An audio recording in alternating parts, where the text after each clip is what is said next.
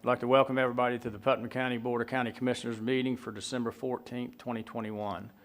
We will begin our meeting with the invocation by pastor of Grace Fellowship Church, Mr. Terry Wright, and then the Pledge of Allegiance will be led by Commissioner Rawls. Please stand if you're able. Well, Father, thank you so much for the opportunity to live in a free land, a free country, where we can assemble and we can self-govern. That is a blessing and a gift. Thank you, Lord. And now, Father, we ask that you be with all the deliberations today. Give each person who has a place in the process wisdom and understanding. Father, help us to elevate above personal ambition, personal desires, and really think about what's best for our community. Lord, I want to thank you for each person that serves here, each member of our commission. They're good men. Bless them, Father, and keep them safe. Lord, we thank you for Mr. Suggs and his leadership for the county. Bless him. Father, be with all of our elected officials and continue to grow them into the men and the women they need to be to do good things for our community, for our state, and for our nation. We pray this in Jesus' name. Amen. Amen. Please join me in the pledge. I pledge allegiance to the flag of the United States of America and to the republic for which it stands, one nation under God, indivisible, with liberty and justice for all. Terry, before you sit down, I just want to thank you. I called on Terry Wright yesterday afternoon, really it's about 7 o'clock, to come and do the invocation. But Terry, I just want to thank you. Terry's a former school board member and also former director of our Veterans Affairs for Putnam County. I just want to thank you for what you have done and will continue to do for Putnam County and make it just a better place to live. Thank you, Terry. I'd like to recognize a few people in the audience. Mr. Bobby Payne, our state representative, and his assistant, Leota Wilkinson, is there in official capacity today. And also to my right, I guess the immediate past chairman of the Putnam County Chamber of Commerce, Mr. Wayne McLean, here, and representing the Beck Automotive Group. And Mr. Tom Hovison from Camarco, I believe, is in the audience. And always the Honorable Ed Killebrew. I see you back there, the Vice Mayor of Barden. So, I'm trying to waste a little bit of time before our 5:05 meeting. But gentlemen, our first order of business is to approve the minutes for November 9th, 2021 meeting, and the workshop for October 26th. Mr. Chairman, I move approval of the minutes for November 9th, 2020 Board of County Commission regular meeting, November 9th, 2021 Board of County Commissioner regular workshop, October 26th, 2021 Board of County Commissioner regular meeting revised. Okay, second. Got a proper motion by Commissioner Harvey and proper second by Commissioner Turner. Any further discussion? Okay, seeing none, all in favor indicate by saying aye. Aye. Aye. Opposed, same sign. I tried to buy you a minute there, sir. Okay, well, I'll try to buy a minute. Commissioner Adamczak has been passing around the flu bug around his family, so he will not be in attendance today. So it'll just be the four of us. So we've got about a minute before we'll move on.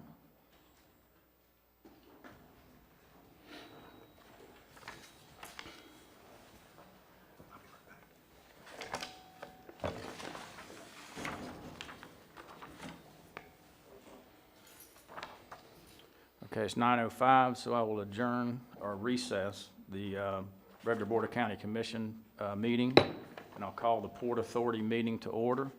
The first item of business is item A, approval of minutes of November 9th, 2021 Port Authority meeting and November 9th, 2021 regular workshop. So moved, Mr. Chairman.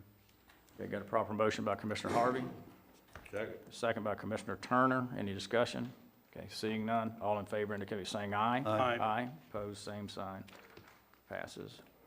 Okay, we'll go to the barge port presentation, B, and I'll turn that over to administration right now. Thank you, Mr. Chairman. Good morning, Commissioners. As requested by the Board of County Commissioners a couple meetings back, wanted to hear a presentation on where we are with our barge port project, where we've been, where we're headed.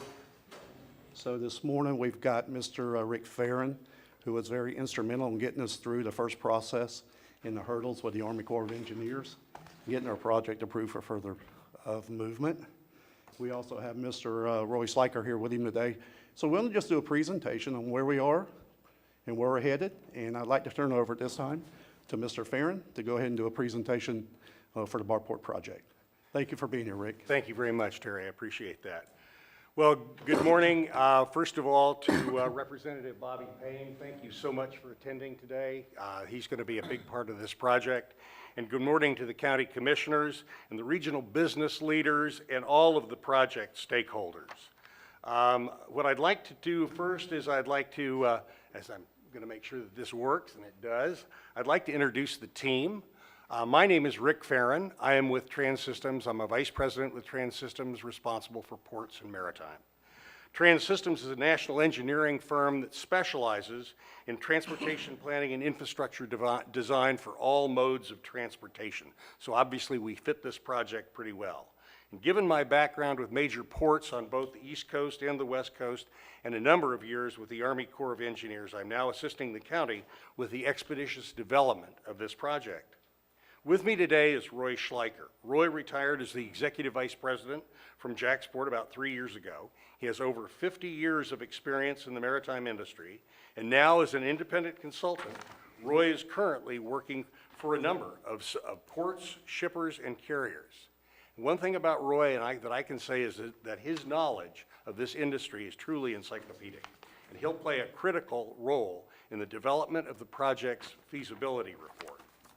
The county team is being led, of course, by Terry Suggs and managed very capably by Sam Sullivan. I'm sure you all appreciate Sam's competence and his dedication to this project.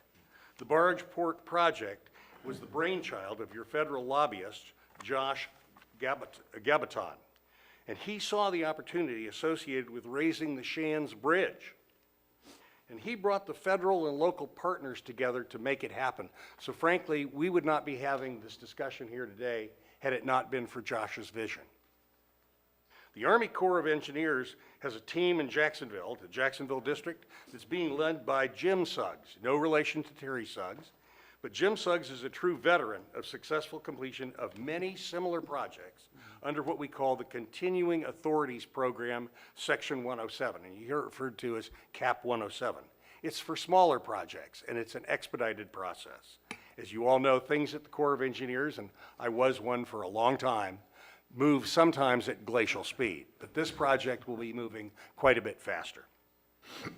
He is truly an enormous supporter of this project, and he's going to play a very significant role in not only preparing but leading the team that will prepare the feasibility report that will actually justify this project's construction. Now, the project itself, let's take a look. The project itself is the dredging of a 5,000-foot branch channel. Now, the branch channel will go from the current barge berth to the St. John's Channel. And there will also be the addition of a turning basin, which will enhance navigability and vessel safety. The new depth will be 12 feet at low water. While there is already a channel in place, it's been filled with silt that accompanies the major storms that we've seen over the last 10 to 15 years. And currently the channel depth is at about 7 feet. So at that very shallow depth, it precludes use by anything other than very shallow draft barges and recreational vessels, and that doesn't do much for business. Now, our estimate of the material that needs to be removed is under 200,000 cubic yards, and the good news is we have a viable disposal site in the vicinity of the barge berth itself, close by. So at a new depth of 12 feet at low water, the number, the size, and the capacity of the vessels that will be using your barge berth will increase dramatically, as will the revenues from that activity. Now, the project development, let's take a look at where we are with project development. And thus far in project development, we have completed 3 critical steps. And you can see that the first is called the Federal Interest Determination, or the FID. And of course, the Corps of Engineers loves acronyms, so you have to be able to translate a little bit. The FID is simply, it's a document that was prepared by the district which indicates that the federal government has looked at this project and they've got interest in it. They want to continue looking at it. So the next step was the development of the fact sheet. And the development of the fact sheet, that was completed in September. What the fact sheet is, as the name would imply, is it carries a lot of information about the project itself. It's prepared by the district, sent to their higher headquarters, which is the South Atlantic Division in Atlanta. And from there up to the headquarters, we call it Headquarters USACE, which really stands for Headquarters, United States Army Corps of Engineers in Washington. And it went to the Director of Civil Works. The Director of Civil Works approved it. And with that approval, what he was saying was that he understands that if this project's feasibility report is positive and the project is actually constructed, the Corps of Engineers will pick up what's known as O&M, or Operations and Maintenance Responsibility. So that means they will keep it dredged for you. So that was a big hurdle. We got through it pretty quickly. Again, thanks to Terry Suggs and Jim Suggs. And finally came what we call the Feasibility Cost Sharing Agreement, which was approved by you about a month and a half ago in October. And it established your responsibility and the Corps' responsibility for funding the feasibility report. So now we are into the feasibility report. And the feasibility report is a decision document that compares the project's costs and benefits in order to determine a benefit to cost ratio, or what the Corps calls a BCR. And of course, you want that to be greater than 1. Now, in our case, the feasibility report will provide a comprehensive market analysis in which we'll identify and verify potential trade lanes that the facility might serve, potential shippers and carriers and the types of cargo they would load and discharge at the facility. Also, we'll be looking at probable volumes. Now, normally, a navigation project feasibility report is done for an established port. So there's a lot of historical data that's available. Data about marine traffic, existing and established carriers and shippers, and well-established trade lanes. Now, we don't have any of that here. Since there is no such historical data for the Palatka barge berth, the feasibility report for this project will be based on the comprehensive identification of probable marine cargo activity at the facility if the project were completed. The credible identification of potential users of the facility and their trade lanes, markets, commodity types, and volumes is crucial to determining that this project will support something called National Economic Development, or the Corps calls it NED.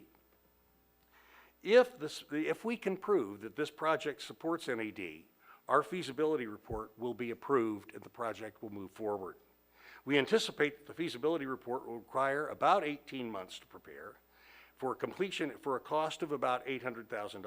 The county's share is $350,000 of that $800,000, and it can be spread over the duration of the report's production. Now, let's move on from there and take a look at what happens after the feasibility report is complete. So let us assume that we have a favorable feasibility report and the Corps moves forward.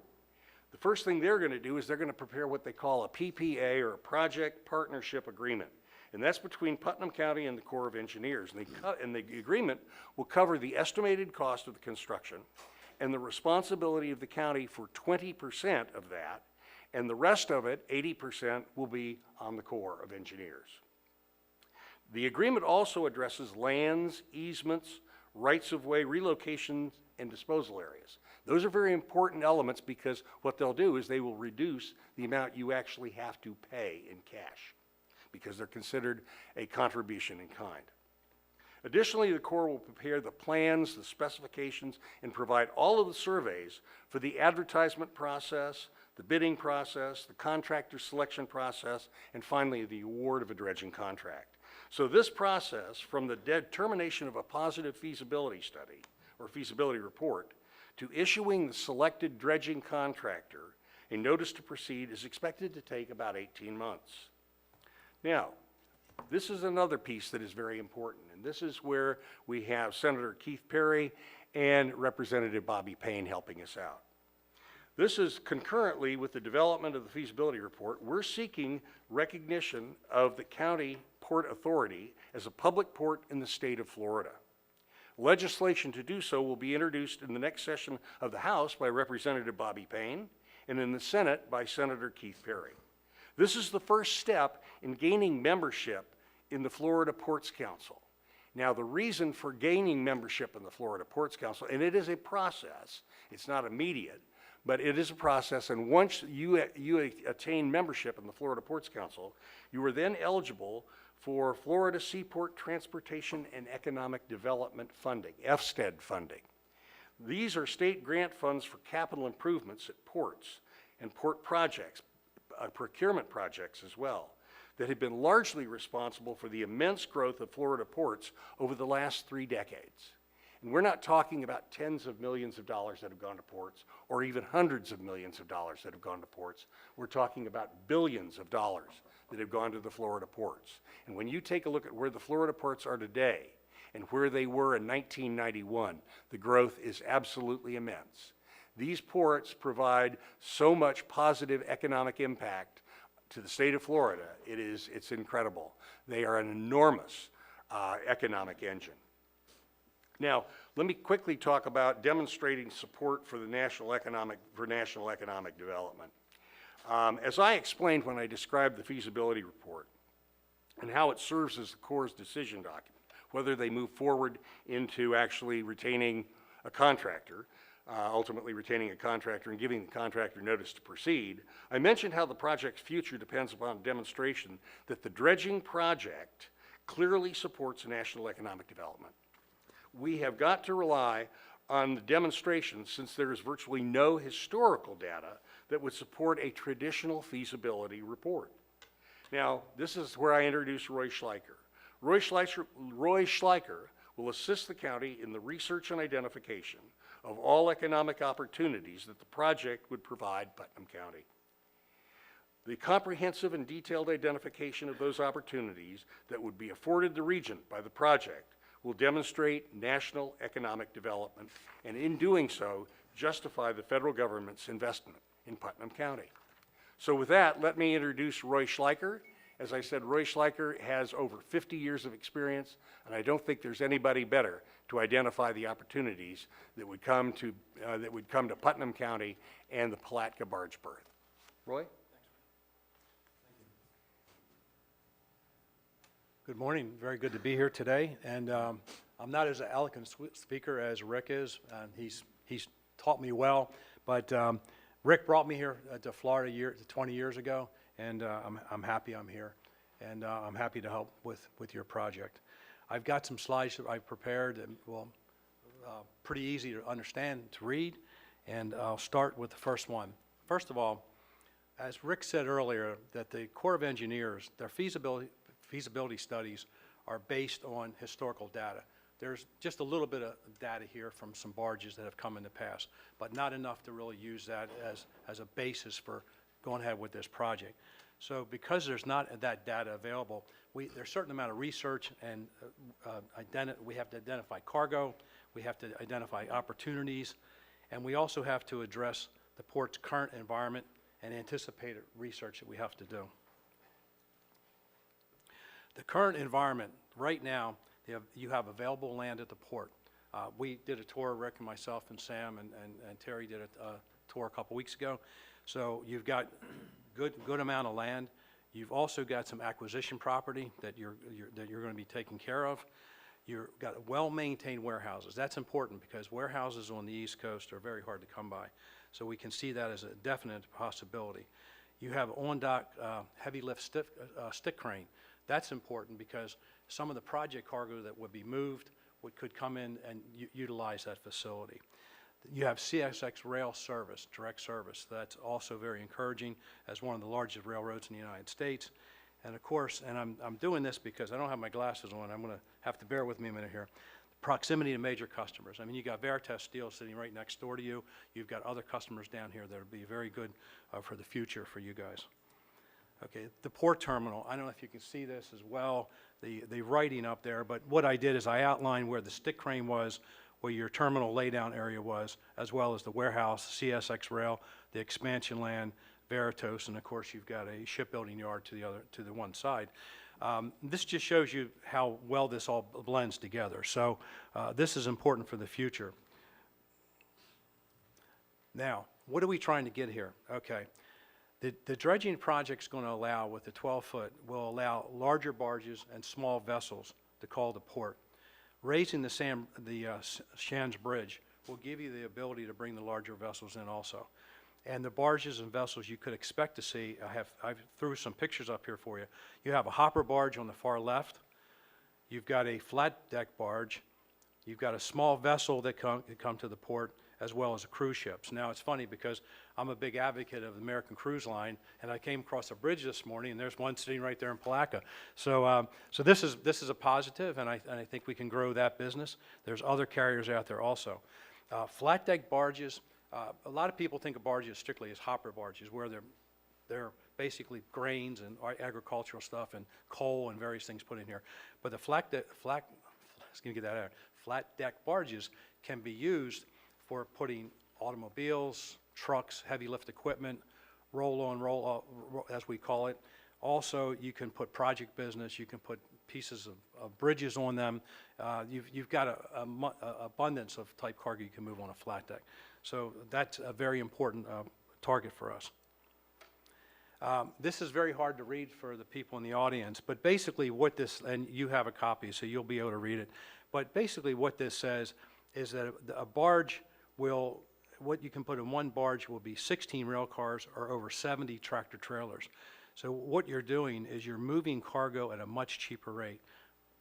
I believe the rate is like 54% cheaper if you move it on rail, and about 95% cheaper to the customer if they move it on versus truck. So this is an important thing. It's the low-hanging fruit. It's the thing that makes this viable. Timing is right. This is key. The House passed a bipartisan infrastructure bill, so there's money out there. There's people that want to spend money. There's people that need money. The Department of Transportation Secretary supports Marine Highway, and every barge movement takes trucks, so environmentally it's a good thing. I want to go back to the Marine Highway. I've been involved in the Marine Highway business for years, trying to set up barges and small vessels going from, let's say, Jacksonville to Norfolk.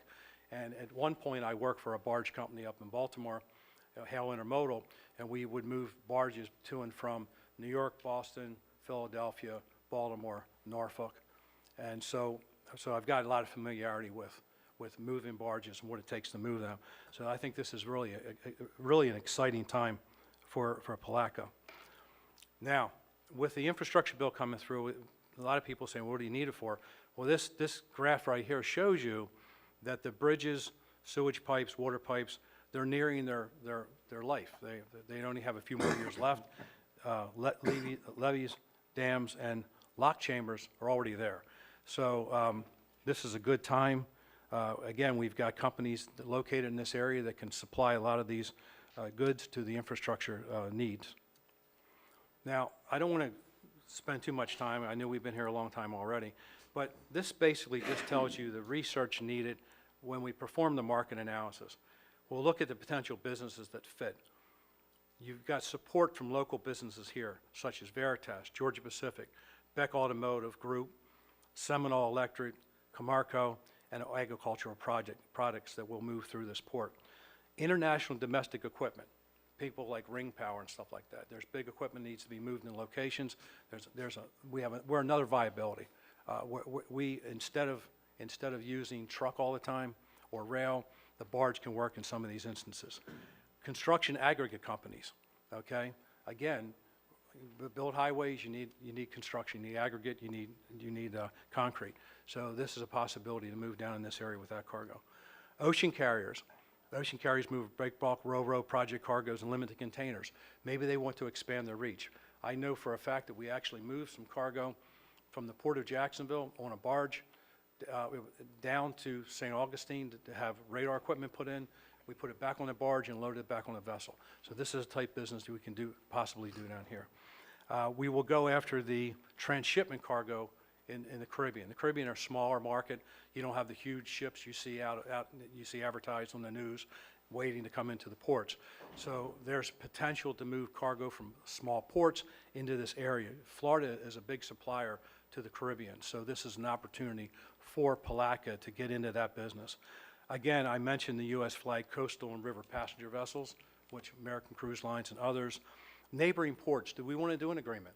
Do we want to talk to Jacksonville, for instance, and saying, we can move some cargo down here to lessen the amount you have up there? And again, a cost savings to the customer. And then barge and towing companies. I already started studying the barge and towing companies to look at who can come down here with the draft and the various things you'll need. And there's a plethora of those companies that we can use. So our goal, Putnam County's goal, is to have the Port of Palatka become a viable port for small vessels and barges, which will equate to new economic growth, new job creation for not only Palatka community, but also for Putnam County and for the state of Florida.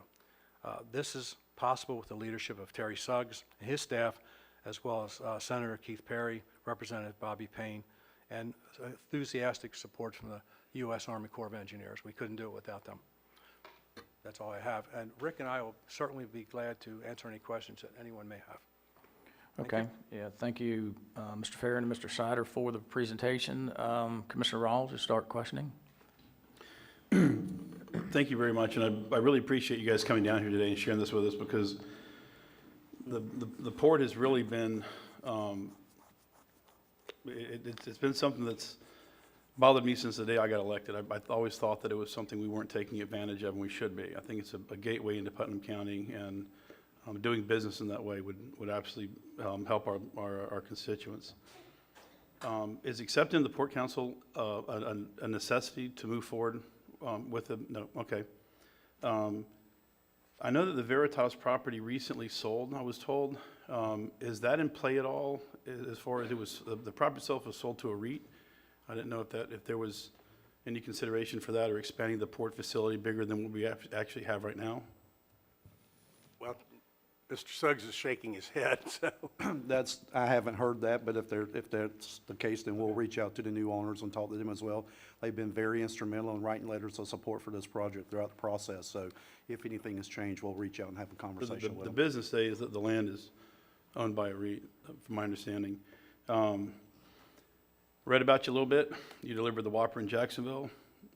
The Big Mac would be good for us, obviously. You come with a lot of recommendations, to say the least. I've spoken to several people. He was our secret weapon. I hired him away from Baltimore in 2001, and by 2005, we were signing the contract with Mitsui, OSK, and Trapac. Right. Yep. And that Roy deserves the credit for that. Yep. Japanese highly allowed you. So my family has a history in the Jacksport, and Uncle Dave was the first Port Authority manager for Jacksport.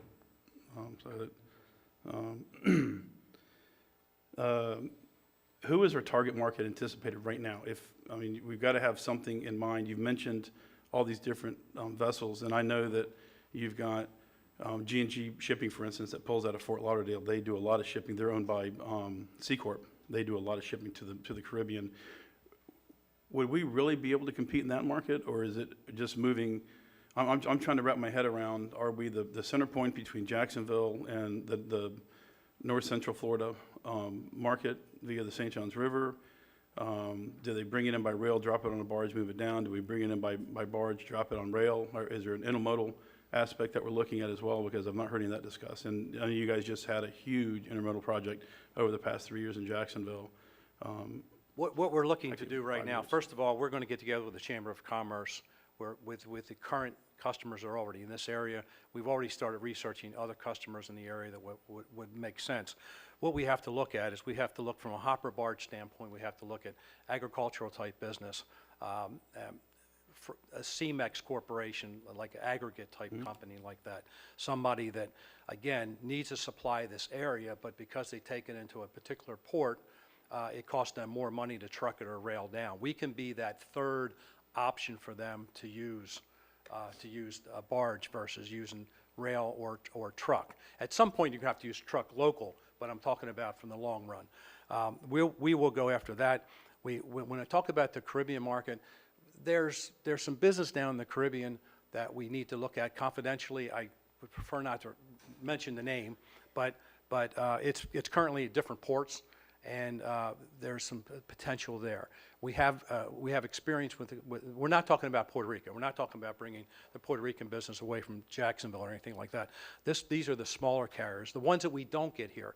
But you've got so many customers down in Miami today that are bringing cargo there, and they're trucking it right past Palaca or into Palaca, where they could bring that cargo here and have a cheaper transportation, because the water transportation is virtually cheap. I mean, except recently now and from Asia, but normally it's not that expensive to bring it across the water. Where it expensive is when you get it onto the dock and you got to move it by truck or rail. That's where your more expensive is. So the closer you can get your cargo to the origin, from the origin, closer you can get it coming from the origin or going to the destination, then that gives you the ability.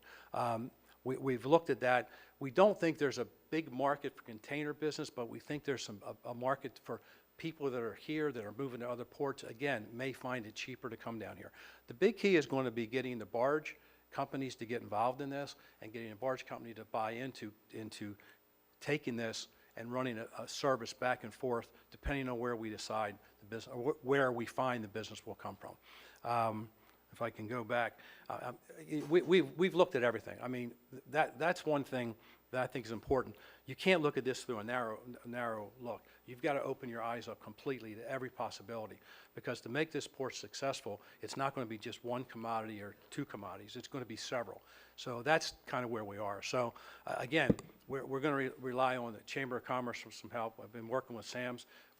We've already got a list of the customers down here we need to talk to, which we're going to schedule some appointments with to find out where else we can help them. Because again, you know, people do the same things repetitionally every day. They do the same thing. Sometimes somebody from the side's got to come and say, hey, did you think about doing this?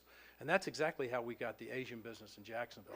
Because when Rick brought me down here before I came to work here, and I said, what's this big, beautiful property doing? He says, that's going to be an aggregate terminal. And I said, well, and as Rick said, when he came here, they didn't have Asian service. And he said, let's work together and make it happen. And we did. But you had to think out of the box, because I can tell you how many people, pundits up in Jacksonville were saying, you're wasting your time. You'll never get an Asian carrier here. And now, you know, Jacksonville's the #1 container port in Florida. Okay, so it's just a matter, you just got to look under every rock. And that's what I plan on doing. So you mentioned the aggregate stockyard in Jacksonville.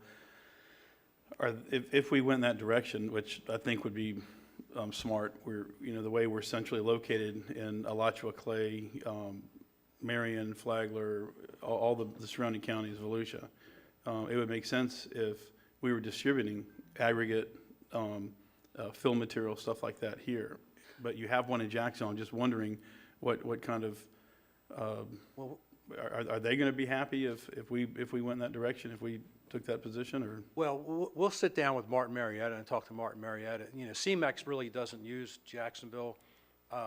They lease land up there. They kind of do that to protect the cost of the rail and things like that. But CMEX uses other ports south of us. So it's a matter of sitting down with those two, and there's other companies, but just those two off mind, is to talk to them about what we can do. Does it make any sense? We're not talking about taking Jacksonville's cargo away. We're talking about maybe there's a piece of it that could come this way versus another way. And I said, and that's the key. And Florida is very much into keeping aggregate terminals around, because you need that material so you can build your roads and build your buildings. So it's important for the infrastructure moving forward. I think I see Veritas as another big opportunity, because the bridges need to be replaced, overpasses need to be done, things have to be done.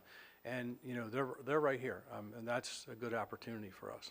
so I met with Jacksport several years back, and I met with their governmental liaison, and she was actually shocked to find out that Putnam County had a port authority, but they didn't realize that we existed.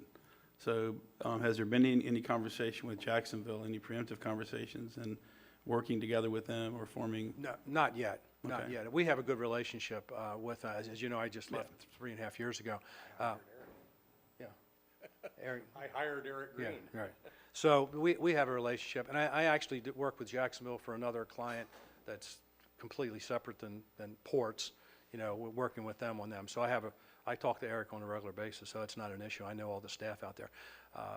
But But it's one of those things where we're just move forward, and like I said, we're looking at every possibility, you know. People make fun of you sometimes when you say, well, you're not focused. No, it's a difference between being focused and looking at everything, and that's kind of way I kind of look at it. No, I agree. You got to kind of look, you know, take advantage of everything that's out there. How many barges do you anticipate being able to be berthed at one time? And, you know, we've got a limited amount of space on the seawall, but is there any consideration for having any that are staged out in the river?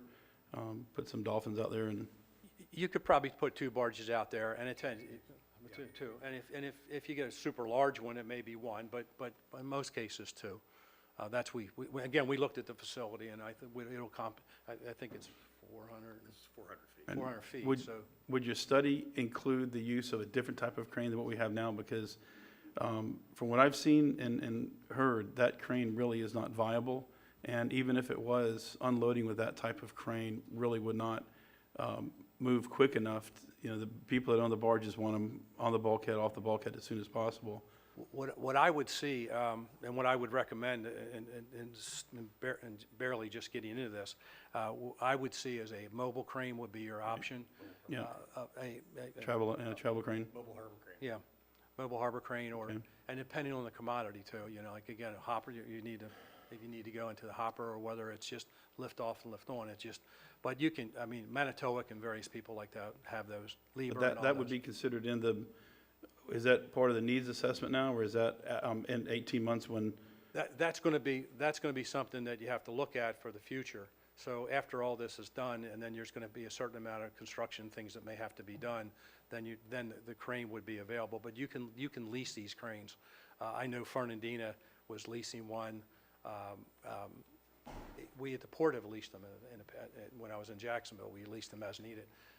But I don't anticipate you going out and spending $12 million for a container crane, or, you know, $8 million for another crane right now. I think going with a mobile crane gives you more flexibility. It's cheaper, and I think it's the way to go. And then my last question is, there's a rail spur that runs through our property out there that will not handle modern rail cars. The engines push the rails apart every time they bring them in. Is there any way to tie, not the dredge funding, but as we go forward, tying that, you're shaking your head, yes, so we can go from barge to rail, but include that infrastructure and new rail spur in that? Yes, Commissioner Walls, we looked at that. I think we saw that. It's a curve that you've got. It's very tight. Right. And you're absolutely correct. And I know that there was some talk, and Sam, you were with us, about purchasing a piece of property so you can straighten it out. And that would certainly solve the problem. That sort of project, and this goes back to your first question about, is it absolutely essential that Putnam County and the Putnam County Port Authority become part of the Florida Ports Council? It's not absolutely essential, but if you were, and I assume that you will be, admitted to the Florida Ports Council, it means that you're now eligible for FSTED funding. And this sort of project is exactly what FSTED funding was designed for. This and the improvement of ports and building new facilities and building new infrastructure and even purchasing cranes. So that's why you've got this fund at the state level, to assist the ports with these massive capital improvements and capital expenditures that are required. So I said, well, I do have one question, I guess. The Port Authority, under the enabling legislation, is supposed to float its own boat. We're an independent taxing district. We're supposed to raise our own money. Have you guys taken a look at that? And the way we currently operate, we don't have any really sources of revenue. If anything, we're bleeding off money on a regular basis. Have y'all taken a look at that to see what direction the Port Authority itself, we're talking two different entities, I know, with the port and the Port Authority, but have y'all taken a look at the structure of the Port Authority? Do you have any recommendations at this point on how we should be moving forward to be able to comply with the Florida statute that pertains to us? Not yet, no, but that is going to be that's actually going to be looked at within the feasibility report. Okay. I'm good, thank you. All right, Commissioner Harvey? Thank you, Mr. Chairman. Roy and Rick, thank you for your presentation. I greatly appreciate that. I've been here almost 8 years now, and I too went to Jacksport almost on my first year being here. Lou Navarro and I spoke many times about things we could do to bring business to Putnam County. Back then, it was cars. It seemed like there was a dealer, there was a group of cars that were coming from the east, and they needed to be retrofitted, and thought about bringing them down here to that. We had a big warehouse right next door and down the road that we could use that and then ship them back up. I'm excited about this because I will tell you, with the Outer Beltway going in, you can get almost to anywhere from Putnam County now at this point. So this is going to be good for our citizens, good for economic development. And I just really want to thank y'all for being here and looking at it. You know, in government, it's all the right timing, you know. And like I said, I was there 8 years ago. Commissioner Rawls says he was there recently. But it's the right time. And we greatly appreciate y'all coming down and helping Putnam County with this. Thank you, Mr. Chairman. Okay, thank you. Commissioner Turner, any questions? Okay, all right. Thank you so much for your report. Okay. Thank you. All right. Administrator Suggs, you have anything to add? Yes, sir, just briefly, I know this has been a long meeting this morning so far with the Port Authority, but I would be remiss if I didn't take the time to actually, as the person who's trying to get this thing going and moving, thank those who have been instrumental in getting us this far, so to where we are today. And that would be the team right here in Putnam County. You know, your deputy county administrator, your legislator and projects person, Mr. Sam Sullivan. You know, we've all been part of this. Mr. Drossel's worked with us on getting some stuff that we needed to get done as far as documentation, because the port was under public works for a long time. So that was real key. But also our stakeholders. I mean, we got Mr. Wayne McLean here today, and we got Mark Brown from GP, who's been very instrumental. And we've also got folks like, you know, KMX representatives in the back, Mr. Josh Perry, and we got Representative Payne, and we got Senator Perry on board with this. This is a great project for Putnam County. We've got a lot of folks here that are very interested in this project. It's moving forward, and we couldn't do it without them. And we got Sam Ruiz now with the Chamber, who's going to be working very closely with us. And Sam, we thank you for that as well. But again, the most important person to thank at this time is you 5 elected officials, who's given us the opportunity to continue moving forward with this project and the funding opportunity to match the Army Corps. You know, with Josh Gabaton at the federal site, as well as Jim Suggs at the Army Corps site. We just couldn't ask for a better team with Rick and Roy. So as county administrator, I thank you personally for allowing that project to continue moving forward. And so whatever we can do to make this thing work, we're going to do. Okay, thank you. Thank you for all your efforts. Terry, I know you've been leading this for well over a year, so thank you so much. Before we move on, Representative Payne, would you like to make any comments?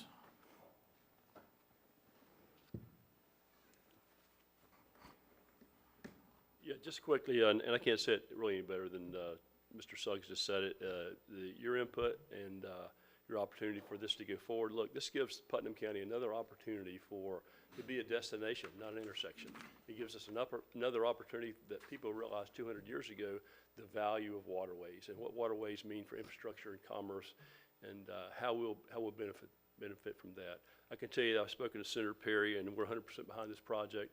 And we'll do all we can to make sure that we are members of the Port Authority, Port Council. So thank you for all the efforts. Thank you, team. Thank you for your team efforts, and great to see you today. Thank you. Okay, thank you, Bobby.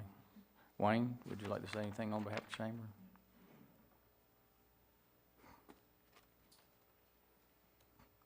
Just that business community is very excited about this, and we appreciate the commissioner's support of this. This is going to give us another tool in our toolbox to make things happen here in Putnam County. So thank you. Okay, thank you. Okay, as we move forward, the next agenda item is C. Okay, Commissioner Turner. I move that we approve that item. I'll second that. Item C. Okay, we got a proper motion to move item C by Commissioner Turner and a proper second by Commissioner Rawls. Any further discussion? Okay, seeing none, all in favor, indicate by saying aye. Aye. Opposed, same sign. We'll move down to, Mr. Chairman, I move approval on item D. I second it. okay, got a proper motion by Commissioner Harvey and a proper second by Commissioner Turner. Any further discussion? Okay, seeing none, all in favor, indicate by saying aye. Aye. Opposed, same sign. Okay, it went smoothly. We'll open it up for public comment. Any individuals wishing to make any public comment on Port Authority items? Okay, seeing none, we'll close the public comment portion. We'll move to general discussion. Commissioners, any general discussion today? Administrator Suggs? After commission. Okay. After commission. Okay. I think this is an exciting time for Putnam County. I think this has been long needed. The dredging is a very, very, very small component. Whether it gets dredged or not, we can still utilize that port. I think we just need to take the actions necessary to start utilizing it.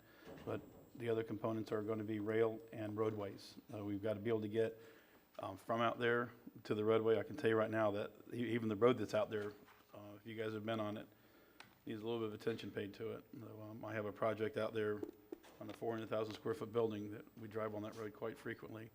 I think one of the impediments that's going to have to be addressed that I didn't mention earlier is going to be the fact that you have CSX Railway and there's switch yard there. And at times they're blocking both intersections to get in and out of that area. So if that hasn't been seen yet, that'll be one of your challenges you can help out with, because it definitely we get truck traffic sometimes backed up calling us on the phone complaining they can't make deliveries. But I really appreciate you guys getting on board. Look forward to working with you. Okay, thank you, Jeff. Administrator Suggs? Yes, sir. Now that the items have all been taken care of, I'd just like to personally thank Rick for all he's done so far in getting us where we are, and to welcome Roy now on board. It's going to be very instrumental with his background and knowledge to get us through the next phase of this, and I'm looking forward to the opportunity, Roy, to work closely with you.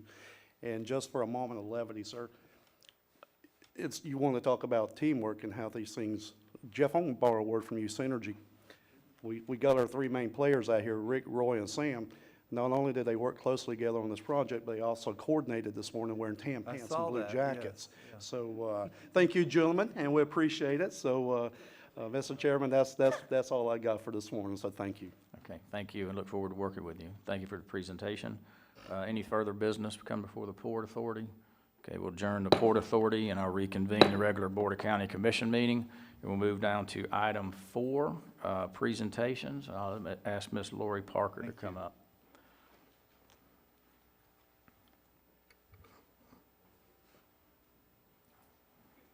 Good morning.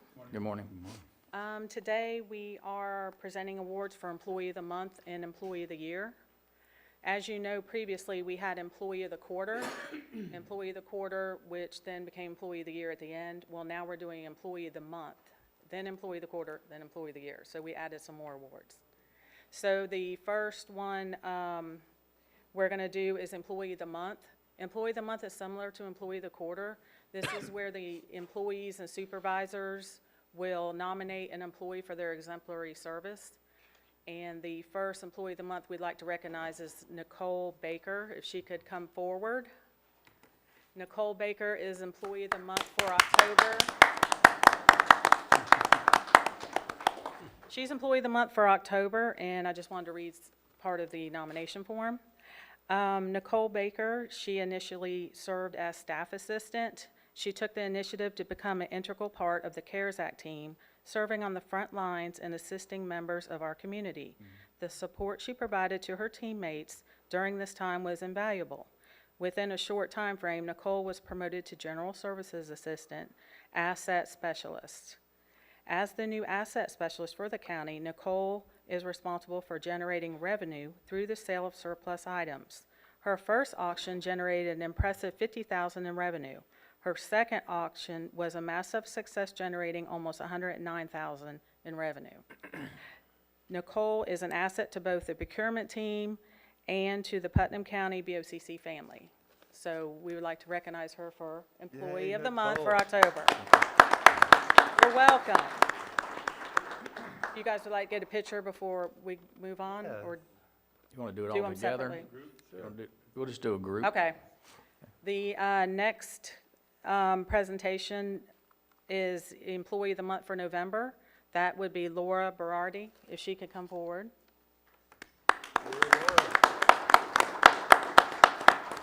Laura, as you know, is the staff assistant and works at the front desk in the administration office.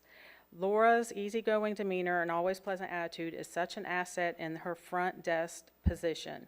She has never complained and willingly offers to assist with the other positions in administration when someone needs help. She has done an excellent job, stepped up, and taken on new duties to benefit and assist the team. Laura has reduced costs by finding PDF editing programs that were more affordable, saving the county from the purchasing of additional Adobe licenses. Laura sets a great example and has a very strong work ethic that should be recognized. She is very worthy of this recognition, and Laura is Employee of the Month for November. Yay.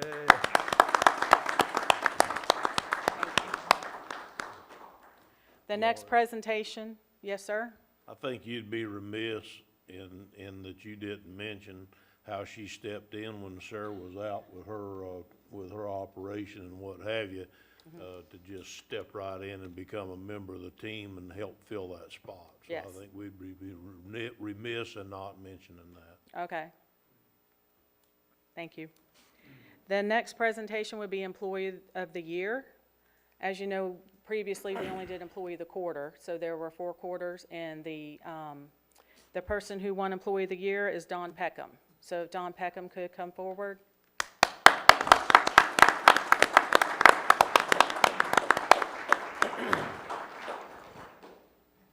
Hey, Don. John. I was going to read the plaque. Putnam County Employee of the Year for 2021, Donald C. Peckham, in recognition of exemplary service to Putnam County for January 1st, 2021 to December 31st, 2021.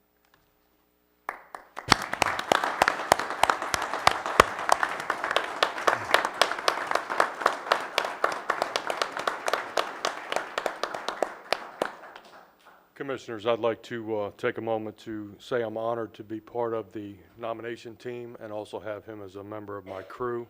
He's a valuable part to the county.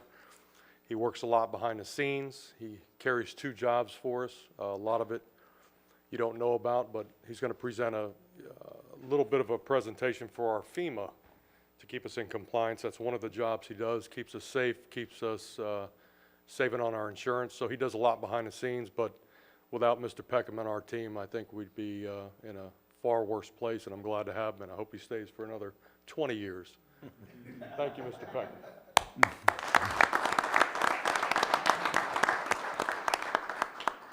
This is the award for Employee of the Year.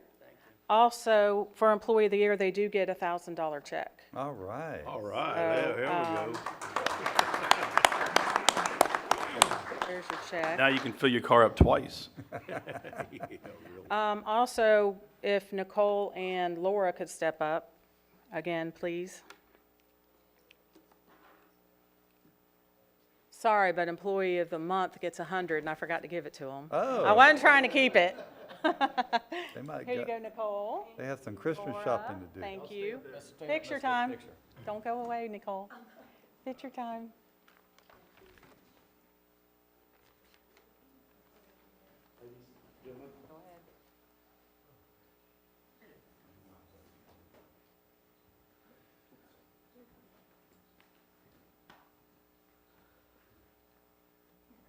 Should we do a double one? There you Thank you so much.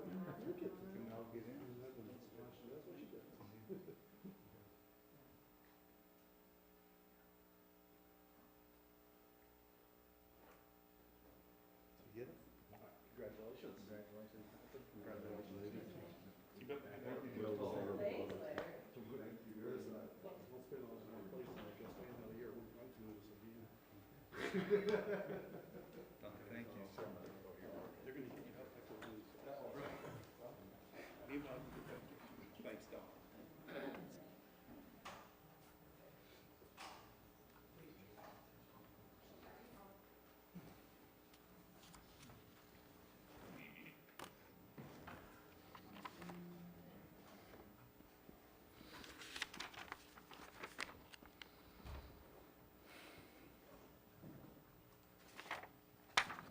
Okay, before I bring Don Peckham up for item B, I would like to just recognize, it'd be remiss not to, Mr. Tom Hoverson with Camarco.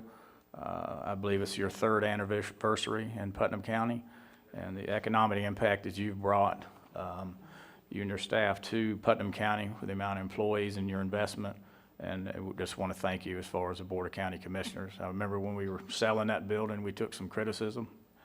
And I looked at the people in the room, and I said, if he does what he says he's going to do, this is going to work out really well for Putnam County, and it truly has. And we thank you for all your efforts, sir. Let's give him a hand. Yes, sir.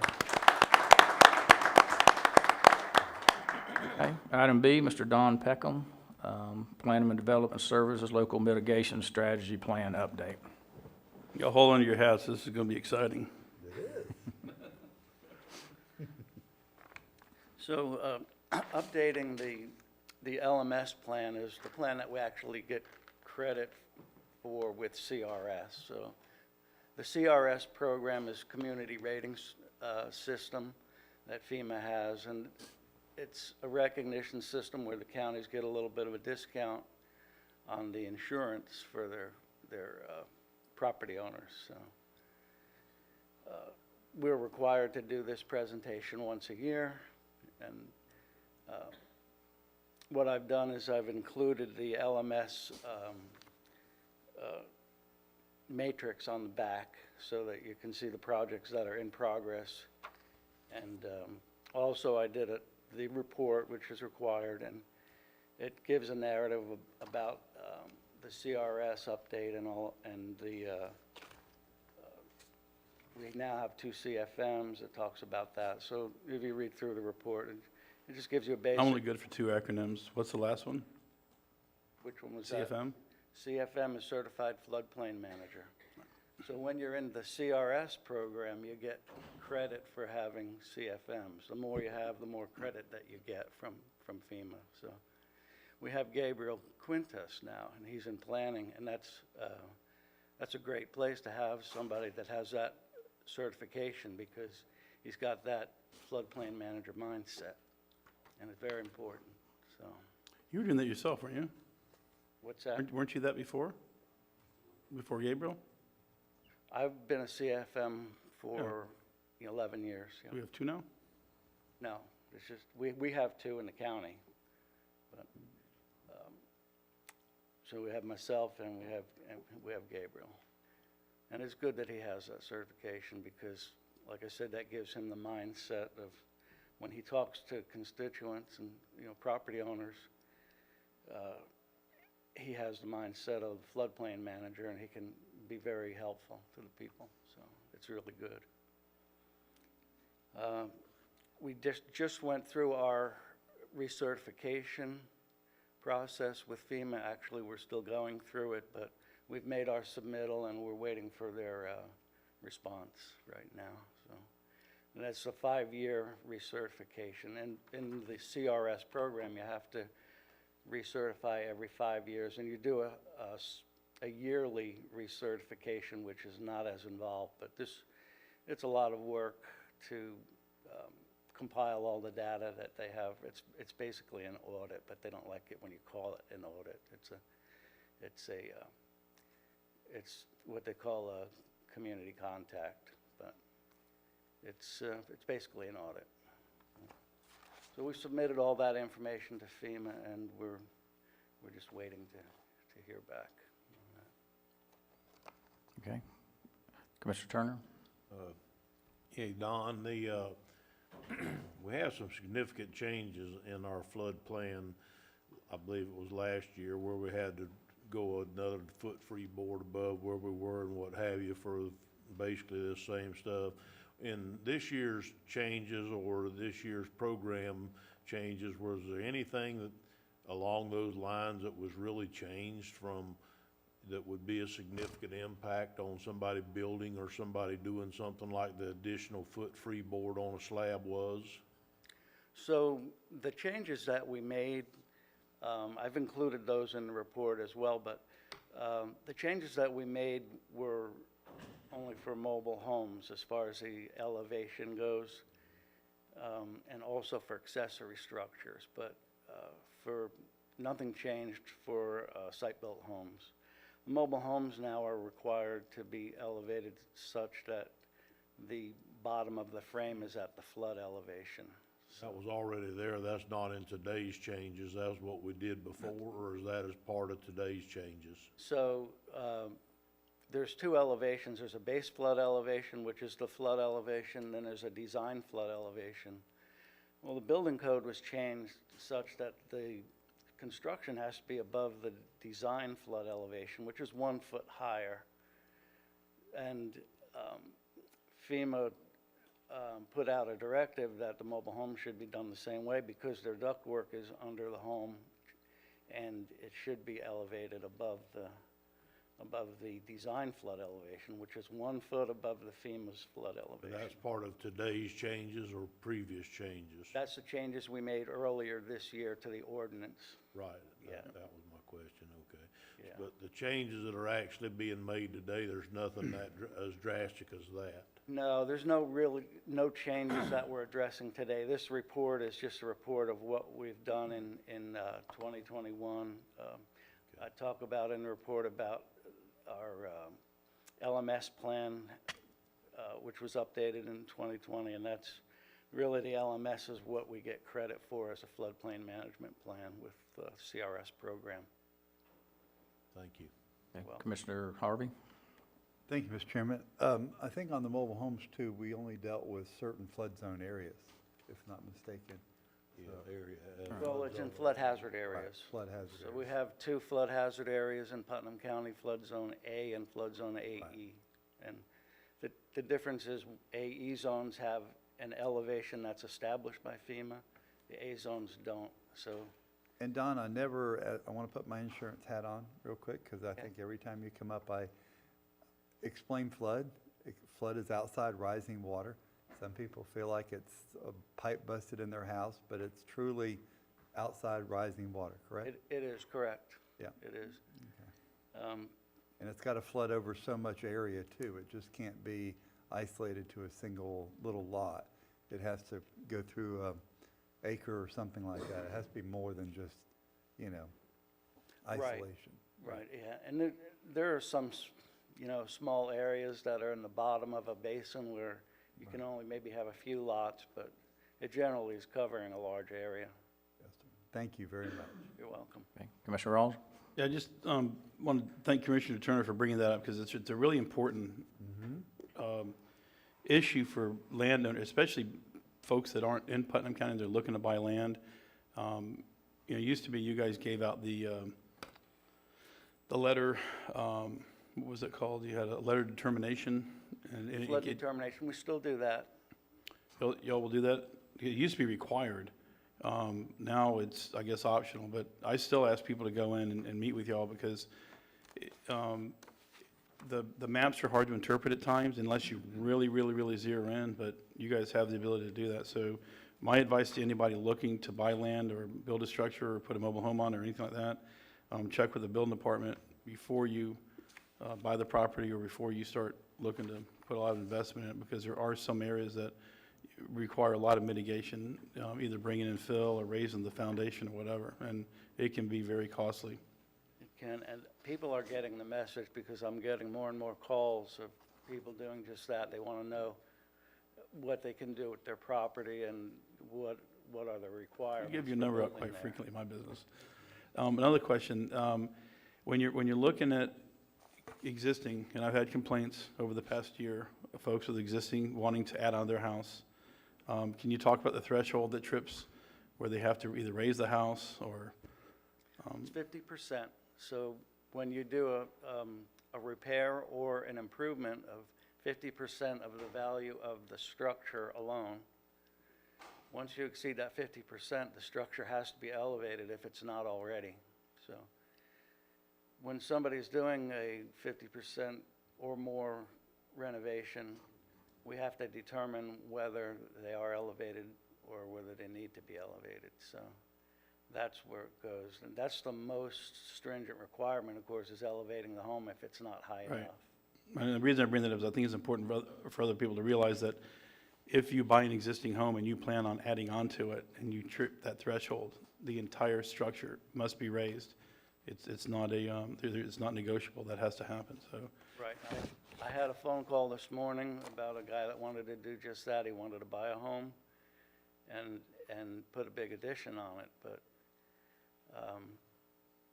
you know, I advised him that he would have to elevate the existing home. I mean, that's what the code requires.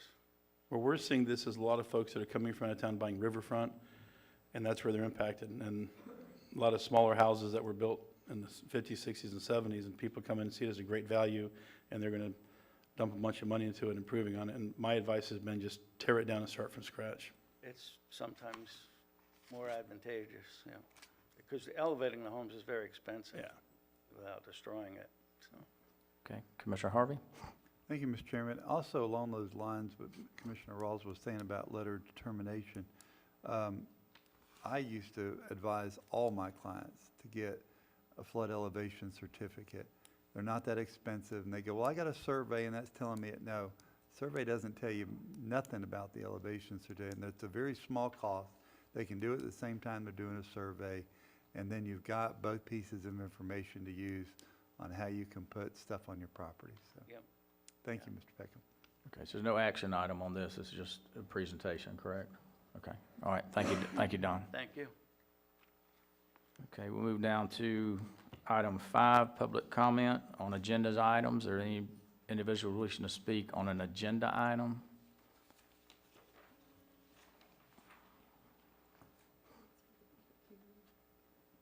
Okay. Okay, Ms. Locke, you're going to speak at the public hearing, correct? Yes, ma'am, okay. Okay, all right. Seeing no individuals wishing to speak on consent agenda items, we'll close that portion. We'll move down to the consent agenda. Commissioners, any items wishing to pull? I'll start to my left with Commissioner Rawls. I have none. Commissioner Harvey, I have none, sir. Commissioner Turner, I have none. and I have none also. So the chair entertain a motion. Mr. Chairman, I move that we approve the consent agenda items A through N as stated in our packet. Okay, I got a proper motion to accept the consent agenda items as presented and a proper second. Any further discussion? Okay, seeing none, all in favor indicate by saying aye. Aye. Opposed, same sign. Y'all want to take a break? I'm good. Take a 3-minute and 12-second break.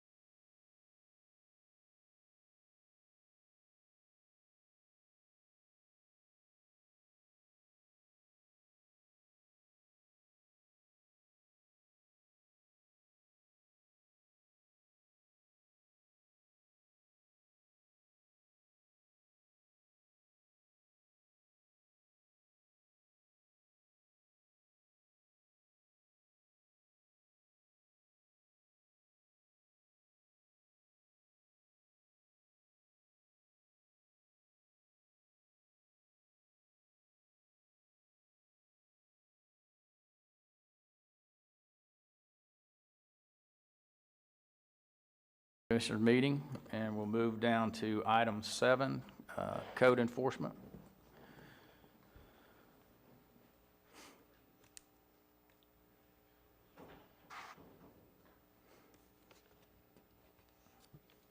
Morning, Commissioners. Mr. Moore.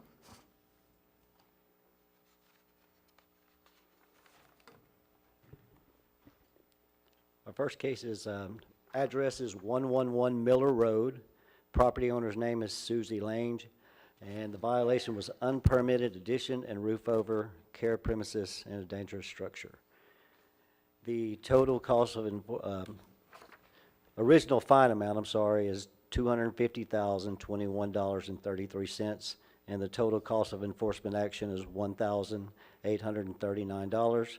The property owner has recently purchased the property. Property is now compliant, and the owner is requesting a fine reduction. If the board approves, we recommend the reduced fine to be paid within 90 days. Okay, any questions of staff? Okay, is applicant here, or the landowner here? Okay, you wish to make any comments? If you do, you have to come to the podium and give us your name and address.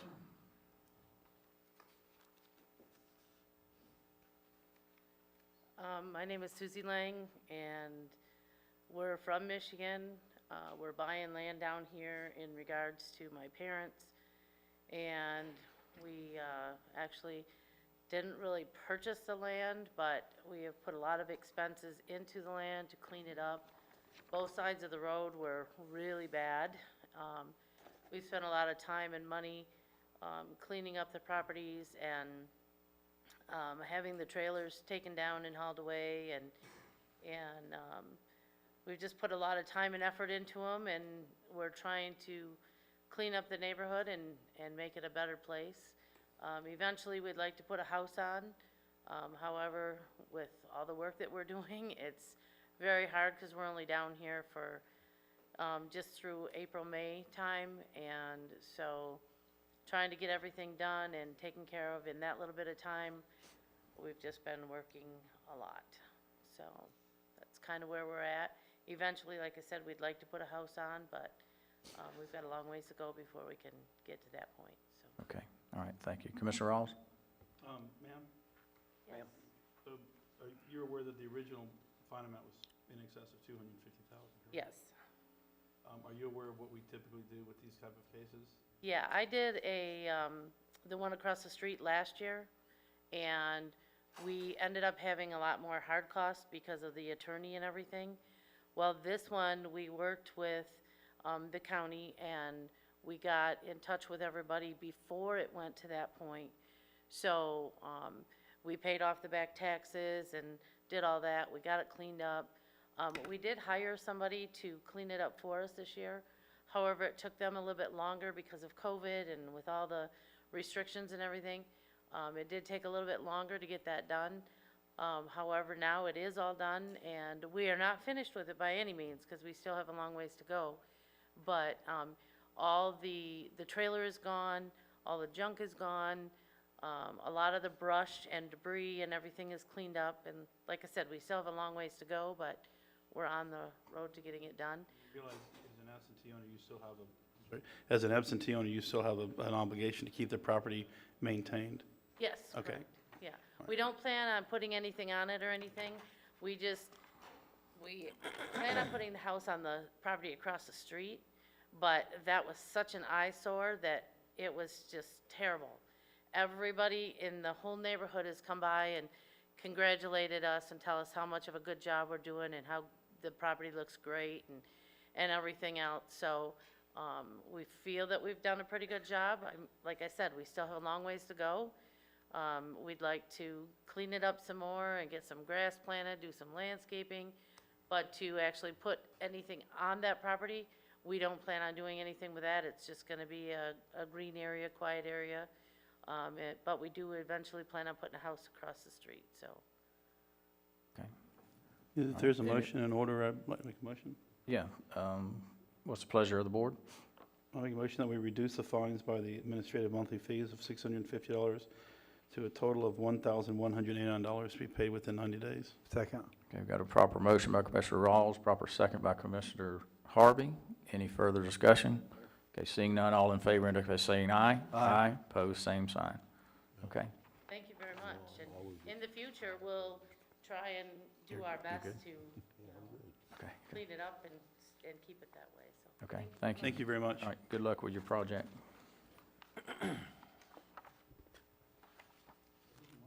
Second address is 210 Wilson Avenue. Property owner's name is Thomas P. Hayes Living Trust. Violation was dangerous structure. Original fine amount was $27,728.50. Total cost of enforcement action is $5,053. Property owner has recently purchased the property. Property is now compliant, and the owner is requesting a fine reduction. If the board approves, we recommend the reduced fine to be paid within 90 days. Okay, any questions of staff? Okay, is the property owner here? Okay. Okay, would you state your name and address for the record, and could you speak into the microphone, sir? This is being recorded, so if you could, you're on film right now, smile. Okay, got my new teeth. Tommy Hayes, 8049 Blazing Star Road, Melrose, Florida. And anyway, I've been recently started buying a few tax certificates, tax deeds on the tax deed sales, and I guess this is part of my schooling. I didn't check the code enforcement on it. So I had two of them, but anyway, they had this problem. But I was trying to hopefully get the fine down under, way under $5,000, so I could try to get it back on your tax rolls. Mr. Chairman, Okay, Commissioner I had Turner? the other one went to 1,600. I'm not sure why this one was so much higher, but you know. I think it's probably because this one had some abatement costs in it. The other one probably didn't have. They actually tore a structure down on it at some point in the past. Right. Right. So, Mr. Chairman, in trying to remain consistent to what we've done in earlier cases, I move that we reduce this fine to $3,853 to be paid within 90 days. I can do that. I'll second. Okay, got a proper motion on the floor and a proper second. Any further discussion? I have a question. Okay, Commissioner Rawls? Will you be able to pay the $3,800 in 90 days? Yes, sir. Okay. Yes, sir. Okay, any further discussion, questions? Okay, seeing none, all in favor indicate by saying aye. Aye. Pose same sign. Okay, Okay, all right, thank you. good luck with your project. Commissioner Turner? Yeah, before we move on, I'd like to have a discussion about these kind of cases, if we could, right quick. Obviously, we can't talk about it unless we're in this meeting. And so, this may be something John wants to get involved in. It may just be you, Thomas, I'm not sure. But seems like every month we have multiple cases that are $250,000 on a case. Do we need to try to do something to speed up the compliance? I mean, we're doing exactly what this was intended to do by reducing these fines down to a marketable amount to where the county doesn't owe them and then just eat the land anyhow, so it's doing exactly what it was designed to do back in the case. Is there any way do we have a list of these things? Is there any way out there that we could find out, you know, how many of these lots we have floating around that wait until they go to taxes? Because quite honestly, if we've got a lot out there that ends up going to taxes because it's got a $200,000 code case on it, and so the people who actually own it would like to have it, but don't realize they could clean it up and ask for the fine reduction in some cases, and so they just let it go for taxes. So the new people go in there and buy it for a tax deed sale or buy it for taxes. They go clean it up and they get the fine reduction, and the guy, the lady or the guy, the people that had it before said, well, hell, if I'd have known that, I'd have done that too and wouldn't have lost my land. So to taxes. So is there any way we could, is there a list of this? Is there any way we can tell this, or do we just have to wait until they pop up? Pretty much, that's how we're doing them because of staff constraints. I mean, the caseload we have is humongous, and Tom has done a very good job of going through doing exactly what you're speaking of. But we can't catch them all, and we feel. I understand. Yeah.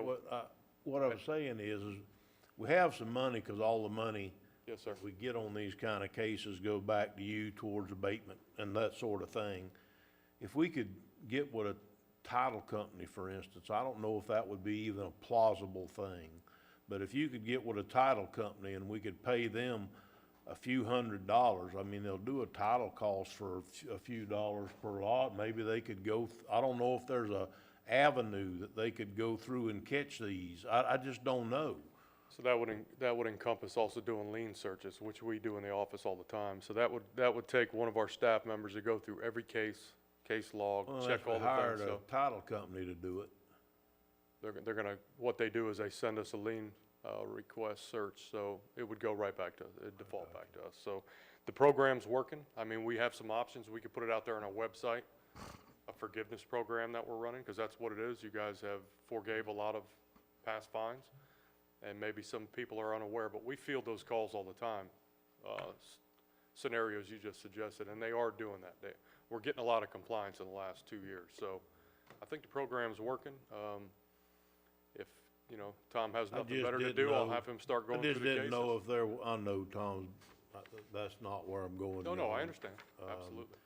I was just wondering if there was a list, or if there was some Yeah, we kind of a deal or something that we could know how many of these even were. Is there 100 of them? Is there 9,000 of them? Or, I mean, how many of these lots was even out there that are having these code cases running on them that with a constant fine turning?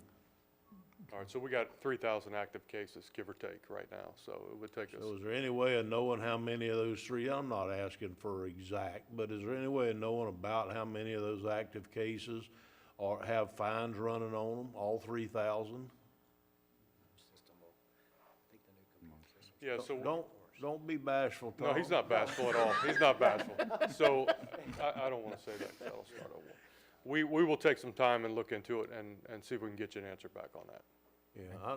Yeah, if you could. I think that that's the next step in the progression of this program that's been very successful so far, would be to try to maybe get a little more aggressive at letting people know. You know, if we could identify them without spending a tremendous amount of time and effort, we might could generate a little letter to them that said, if you come into compliance, we would very much consider a fine reduction to get you back into Yeah, compliance. we can do that. It's something we can do. We can do a mass email, like mass that. letter, absolutely. Commissioner Rawls, before I go to you, Matt, Mr. Reynolds wanted to say a comment. Yeah, thank you, Mr. Chairman and Commissioners. This discussion has given me a good idea. What I'll do when I get back to the office is, I'll talk with staff and see if there's a way. We have a pretty substantial amount of tax deed sales we do every month. Sometimes it can be about 90 to 100. But County IT is working on revising the current software that we use to kind of manage those tax deed sales. And I'm going to talk with Bill Westbury after the meeting, see if there's a way that he can incorporate that to pull this information, or at least have clerk staff that may be working on the tax deeds send that information over to codes, because we schedule these sales about 2 to 3 months in advance.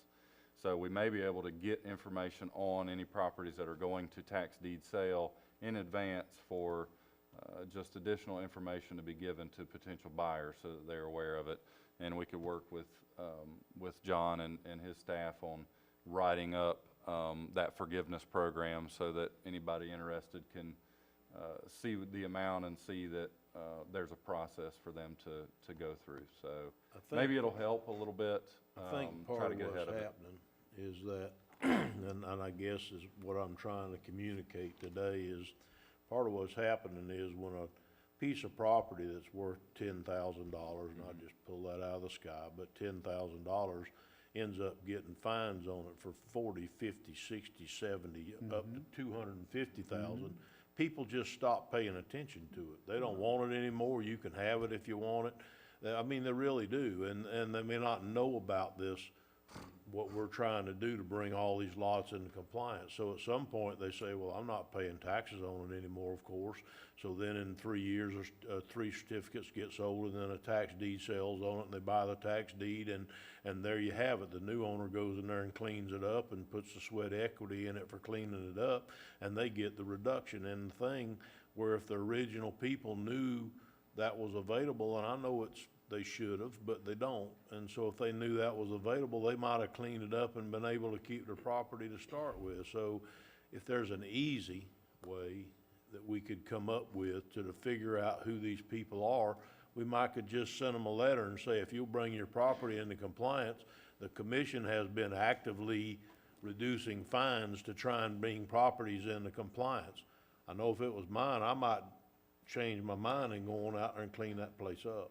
Well, Commissioner Turner, I will say that our staff explains this through the process. So this just doesn't happen where they end up with $200,000 worth of fines. They have hearings, magistrate hearings, notices. They're aware of this process. We explain that to them. Some of the people aren't, if it's 500, they can't pay 500. Right, I So got it just keeps accumulating, and then they finally get rid of it. Well, Okay. thank you. But we Right. will work on that for you, Okay. sir. Commissioner Rawls, did you have a comment? Yeah, so, but I agree with what Commissioner Turner's trying to get to, but what concerns me is that you now start creating an environment where people have the option to maintain their property or not. They know they can get away with it, even if they get a code case brought against them. We're going to reduce it. I don't know that that goes to the true meaning of enforcement. I think we could come across a situation where somebody just says, I know you guys are gonna drop the price, so I don't have to tear down that dilapidated structure on my property, even though my neighbors are complaining about it.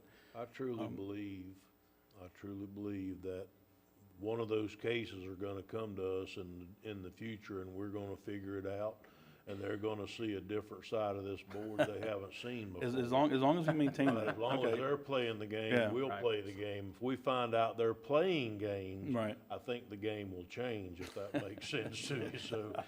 I'm picking up what you're putting down.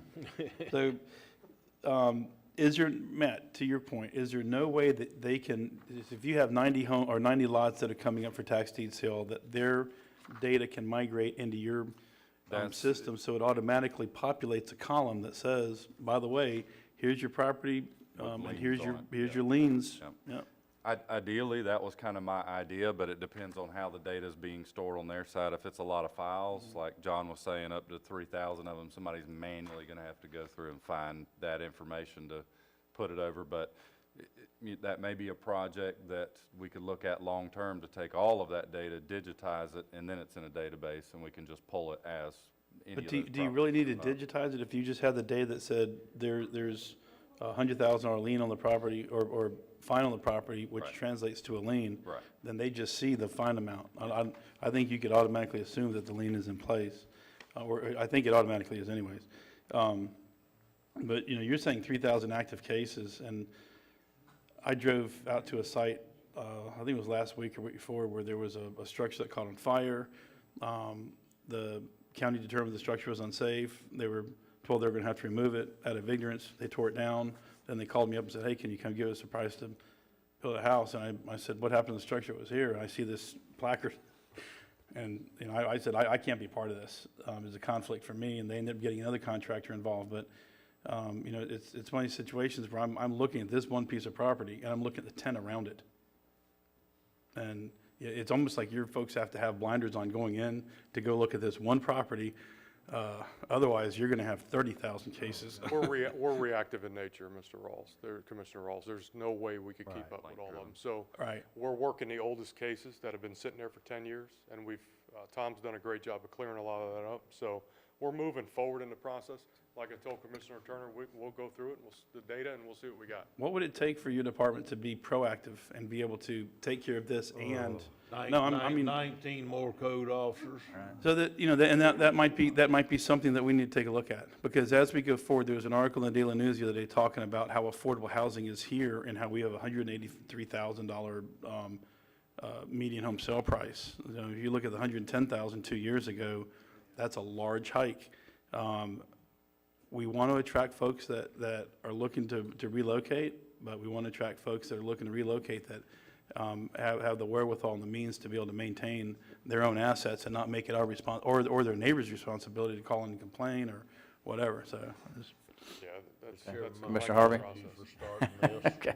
Well, Commissioner Harvey's going to wind it up. No, I'm good. You're Thank good. you. Okay. Miss- All right, thank you. Mr. Chairman, if I could wind it up, because I think this is a very healthy conversation, it really is. But I want to address one of the comments that was just made on Tom's behalf, is you're right, there is a ton of code enforcement issues that we deal with every day, every month, every commission meeting when we come in. But what you're not seeing are the ones that come into compliance due to the fact of the work that Tom's office does. And I want to make sure, Tom, you're recognized for that as well, because I see it, I hear it, and I just want to make sure that everybody else understands that there's a ton of them that do come into compliance for the work that you and your folks do over there. So thank you. Okay, all right, thank you so much. Okay, we'll move down to item 8, public hearing, development service. Gabriel? Thank you, Mr. Chairman.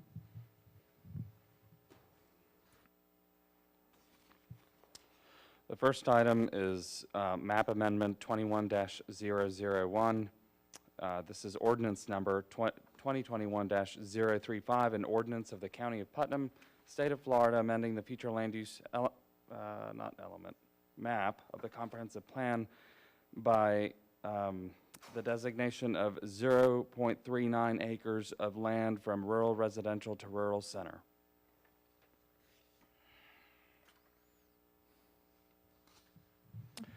The applicant is requesting a small-scale future land use map amendment from rural residential to rural center on a single parcel containing 0.39 acres to allow neighborhood commercial uses. The property is located at 1443 County Road 309 in Georgetown. The parcel is currently designated rural residential. The parcel is again 0.39 acres and contains 87 feet of frontage on County Road 309, and the property is vacant and undeveloped. This is an aerial view of that property. Current future land use. So there's rural center adjoining it to the west. Current zoning district. So the existing future land use designation is again rural residential. This consists of areas located adjacent to municipalities and areas designated urban service, urban reserve, and rural center. Areas interspersed with active agricultural areas and areas around water bodies. Neighborhood commercial uses may be permitted when approved through a PUD zoning district in compliance with the requirements for PUDs in the Land Development Code. Neighborhood commercial uses must be located on sites that have direct access to paved roadways with a collector or higher roadway functional classification. The proposed is rural center. This category includes areas in the county that are focal points of existing and future development in the rural areas of the county. Rural centers typically include some or all of the following: the intersection of two rural collector and/or arterial roadways, commercial buildings, existing public and community buildings. Neighborhood commercial development is permitted and does not require a PUD, but is also subject to the site and locational standards for commercial uses in the comprehensive plan. A companion rezoning request was submitted with the present application. The existing land use designation of rural residential limits commercial development to PUDs, and the proposed use does not meet the criteria for a PUD, hence the request for a rural center. The surrounding land uses consist primarily of neighborhood supporting commercial uses and low-density residential uses. Established commercial uses in the vicinity include the Georgetown Post Office, the Georgetown United Methodist Church, Causey Cemetery, a marina, and the D&J Marine and Boat Storage Facility, which is in the process of development. Staff finds that the proposed amendment is consistent with the comprehensive plan, and staff recommends approval of the request to amend the future land use map from rural residential to rural center for the subject parcel. This concludes my presentation. Thank you. Okay, Commissioners, any questions of staff?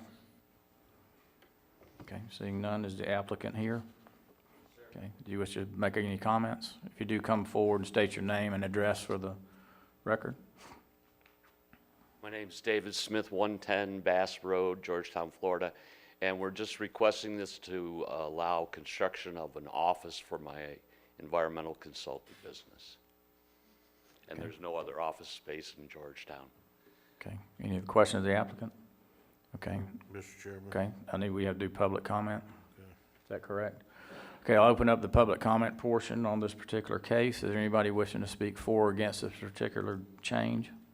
Okay, seeing none, we'll close the public comment portion. And what's the Mr. pleasure of Chairman, the board?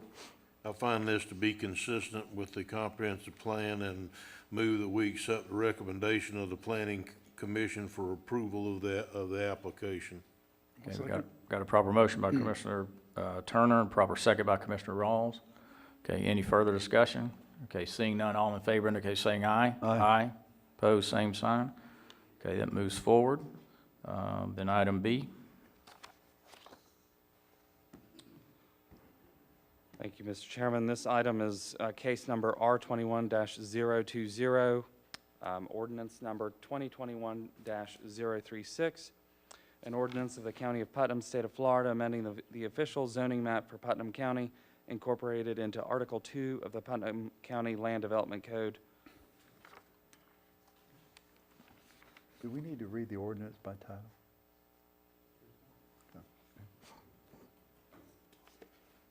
Okay, these are the same applicants. This is the companion rezone request, requesting the change from R1, Residential 1, to Neighborhood Commercial C1.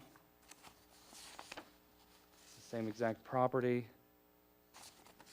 The aerial again, current zoning district. And I should point out that the zoning to the west of the post office there is also commercial. That's an error on our GIS map. So the now rural center category of the future land use map, again, consists of areas in the county that are focal points of existing and future development in the rural areas of the county. I've explained that there are locational and siting criteria for neighborhood commercial development. This remains the same for the C1 zoning district. The existing zoning is residential 1, which is primarily for single-family residential development. The purpose of the C1 zoning district is to provide a commercial zoning district for neighborhood commercial land use in the rural center, urban reserve, urban service, and commercial future land use classifications. Uses allowed are retail sales, general, and including food services, services except tattoo parlors, office uses, and child and adult daycare centers. So it has the same access along County Road 309, same adjacent uses. Yeah, same property. We gotta change it from one to... I got it. Right. What was that, sir? No, It's a two-part series, right? Yes. Okay. And staff finds that the proposed rezoning to C1 is consistent with the comprehensive plan, is consistent with the locational requirements for C1 zoning, and is compatible with the surrounding area. And staff recommends approval of the request to amend the zoning map from R1 to C1 for the subject parcel. Thank you. Okay, any questions of staff? Okay, seeing none. Applicant, you want to make a comment on this? You're fine. Okay, I'll open up the public comment portion. Any individual who speak for or against this change? Okay, seeing none, we'll move forward. Do we need to do ex parte communication on these? Okay. I had none. Any? None? I've Okay. had none. Okay, I have none. Okay, what's the pleasure of the board? Mr. Chairman, I moved approval of this ordinance dash 2021-036 as it's consistent with the planning. Got a proper motion by Commissioner Harvey, a proper second by Commissioner Turner. Any further discussion on this item? Seeing none, all in favor indicate by saying aye. Aye. Opposed, same sign. Okay, motion passes. Good luck with your project. Okay, Gabriel, we'll move down to item C. Thank you, Mr. Chairman. This is case number PUD 20-006, ordinance number 2021-037. Just a moment here, I'll read it into the record. I thought I had it.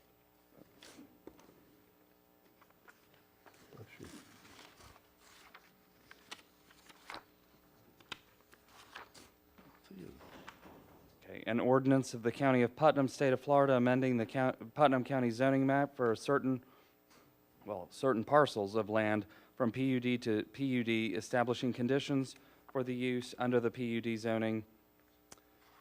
And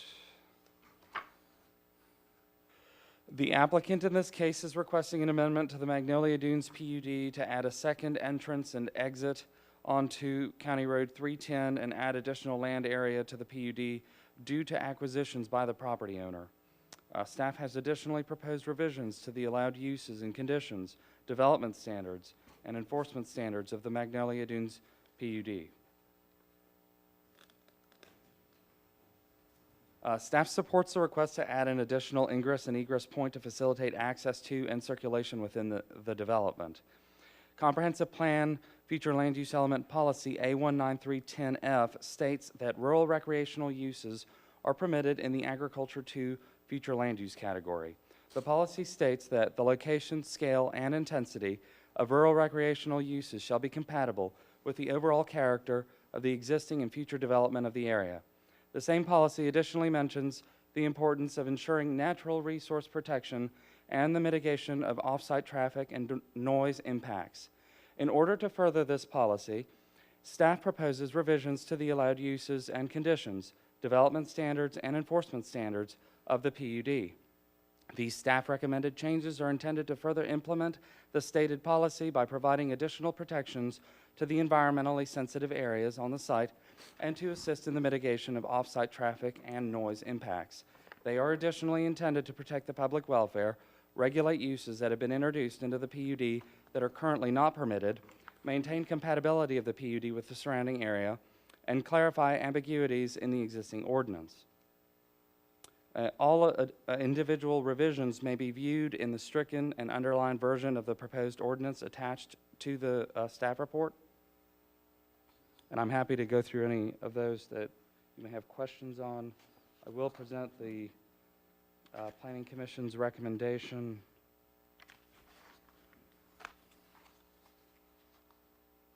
So this is an aerial view of the property, future land use map, Agriculture 2, the designation, and it's still Agriculture 2 because the appeal period has not lapsed yet for the comprehensive plan update. The zoning is PUD. The purple areas on there show the special flood hazard areas on the site. And the Planning Commission recommendation. The Planning Commission recommended approval of staff's changes to the ordinance along with the proposals by the applicant and with the following changes. One, that the PUD ordinance state that motorcycle racing is limited to 2 events per year. 2, that the driveway aprons be paved at both entrances. And 3, the inclusion of amendments as presented by the petitioner, which are listed below. I'll briefly go through those. In Section 2A1 of the proposed ordinance, and I can call attention to that in just a second. 2A1, that's page 274 of your agenda packet. To add "and RPM alley" and strike "and areas designated on the master plan." To limit mud bogging to only the pit and RPM alley. And also to add a statement in that same section saying the following: ATV, UTV, and motorcycle riding shall not be considered mud bogging, which is regulated as a separate use under this ordinance. Second part here is Section 2B20A, which is found on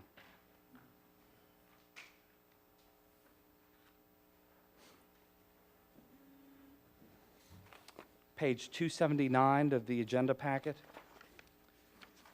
And that is to strike 168, which is the number of RV spaces originally proposed by the applicant, and reduce that to 56. And then delete the first 29 of the last sentence, which would then read, "These spaces will not be required to be connected to the central sanitary system." And the last change that was proposed... Gabriel, if I could, real quick. You said we're striking 168 and putting in what? 56. 56. And then the other language where it says the first 29 stays the same? Correct. Okay. Yes, sir. I was confused. I thought we were changing that, but I didn't see it. We were changing it to 168, and the applicant proposed to go down to 56. Okay. Yes, sir. The last part that was proposed by the applicant at the meeting is on page 280. This was also recommended by the Planning Commission to be included. So 280 on your agenda packet, and that's simply to strike the 2 words "and rentals" from the first sentence of Section 2B26 to read, "Vehicle repairs shall be limited to events as allowed herein. So to allow rentals any other day of the year other than events.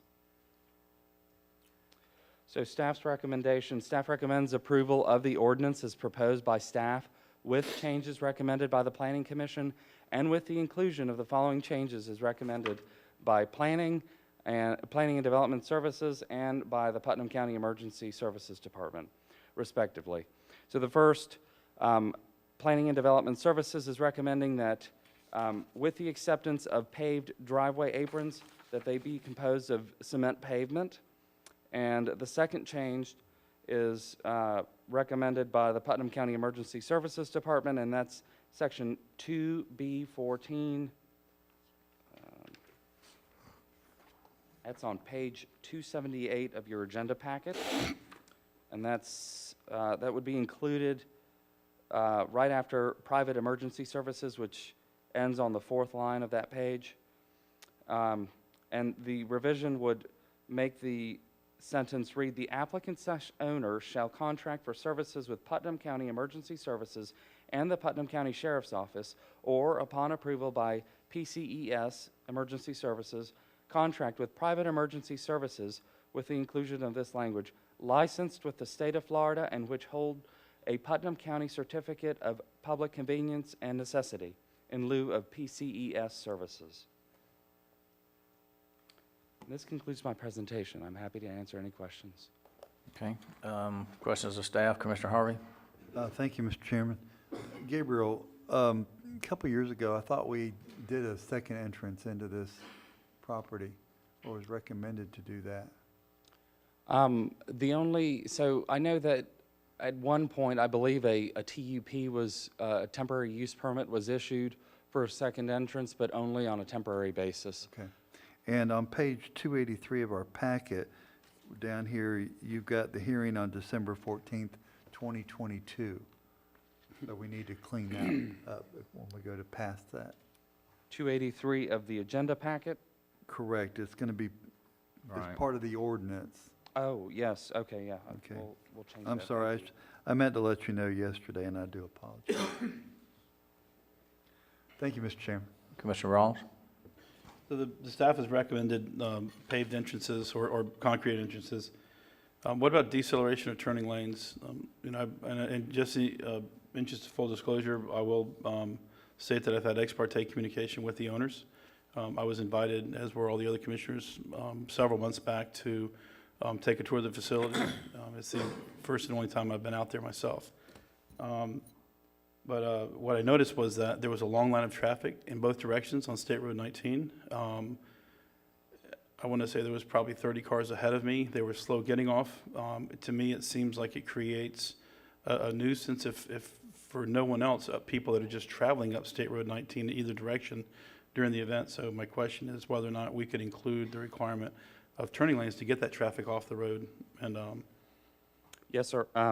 So on page 280, staff has added language to address that issue. Staff is aware that the level of service on that road is being heavily impacted, Right. possibly even below our adopted level of service. So to tackle that issue, in section 24, page 280, staff added the following language. So a specific land use and/or development permitted under this ordinance shall not commence prior to issuance of a final development order pursuant to development plan review as required by the LDC, final technical review, and approval of all applicable local and state departments and agencies. During development review, issuance of a final development order may be conditioned upon construction of facility improvements such as public roadway improvements concurrent with the development needs and impacts. Any such improvements shall be required to be shown on the final site development plans prior to issuance of a final development order and shall be constructed at the expense of the owner of the PUD. Failure to comply with this section shall result in suspension of events allowed herein until compliance is conclusively demonstrated by the owner. so I read that, but it does not address, so right now, we're making a requirement they have paved entrances. Would we not be able to go ahead and make that a requirement, so when they do start putting together their plan, that's part of that? I would be hesitant to make a specific requirement only because we don't have a traffic study yet. That would have to be provided by the owner at the time of development review. And then the traffic study would determine what kind of improvement would be best. Again, I realize it's anecdotal, but when we back up traffic down a major corridor like that, I don't think it requires a traffic study. This commissioner just feels like it's something that we should give the citizens, because some of the complaints that I have received from citizens living in that area is that they block traffic. So anecdotal or not, I don't think it requires a traffic study per se. If it's something this commission can do, I think it's the right thing to do for the folks that own the property, as well as the people that are attending the event and the people that live in Putnam County that just want to go down the road and eat at the local restaurant down there, or leave the greater Interlaken area and head into town using 310. Right, so the commission could include that as a specific requirement, a center left turn lane. I wouldn't include a distance or anything like that, because, again, the traffic study would determine the length of that. It may even require tapered lanes to address that big traffic problem that there is down there. So in that same section, we could include language, something saying at a minimum. I've got to interject something here. Before you go spend a lot of time, we need to put that up for a vote. Because unless you got 3 votes, that ain't happening.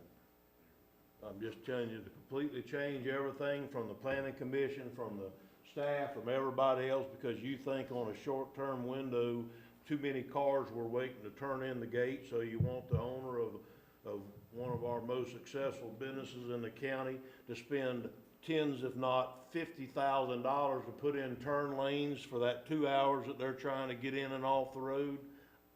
You're gonna have to get a vote before I'm gonna allow you to do that one. I got no problem with Okay, all right. Commissioner Turner? I'm done for You're now, done? sir. Okay. All right, any other questions of staff? Yeah, okay. Any other ex parte communication, Commissioner Harvey? I have none. Okay, I spoke to a planning commission member briefly about this. Commissioner Turner? I have none. Okay. All right, gentlemen, what's the pleasure? Y'all want to vote on changing this or take public comment? Okay, is the applicant here? I'll start with the applicant. Will the applicant come forward if they want to make a presentation?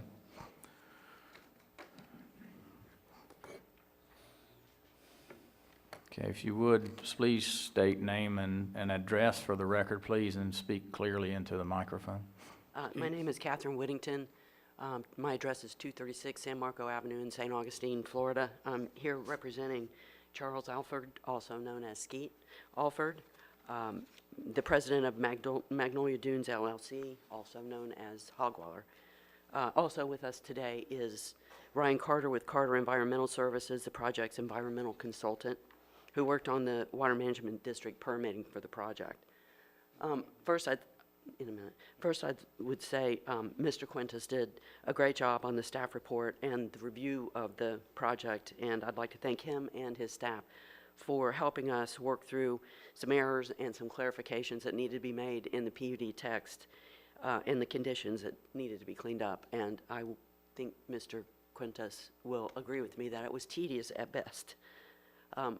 That being said, there is a small error in the minutes included with your report that I need to clear up for the record.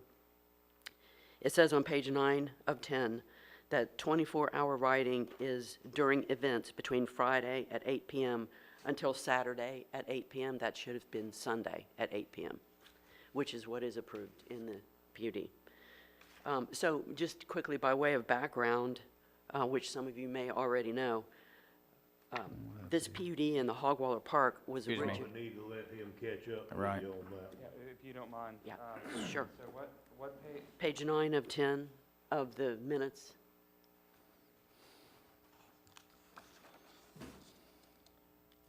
See where it says Saturday? Oh, down there.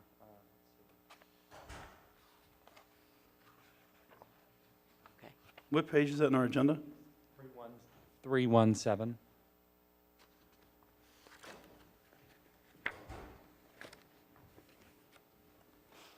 Thank you for pointing that out. And it's being amended to say what? Sunday instead of Saturday. Okay. Fine, okay, So, continue. okay. Yes, ma'am. Ready to proceed? So just by way of background, the reason that hog waller exists is because back in 2007, a member of the Board of County Commissioners, which was Ed Taylor, approached Skeet, who at one time was also a commissioner, I think you probably know, and asked him to consider using part of his land for a mud bog and trail riding area in an effort to reduce widespread illegal and unregulated mud bogging and ATV motorcycle riding that was occurring in other areas of the county, and he agreed and then created the park. It has since grown and evolved into what is today a hybrid sports event and campground. And so this amendment was necessary to clarify the allowable uses and conditions in the PUD. Before the Planning Commission meeting, we found those changes that needed to be made that Gabriel just walked through. The minutes say that they were included in your staff report, but I wasn't sure, so I went ahead and put them into the PUD text in red lines so that you can see them. You're gonna have to give them to her, Skeet. Yeah. Hell, you been There's here one before. for each of you.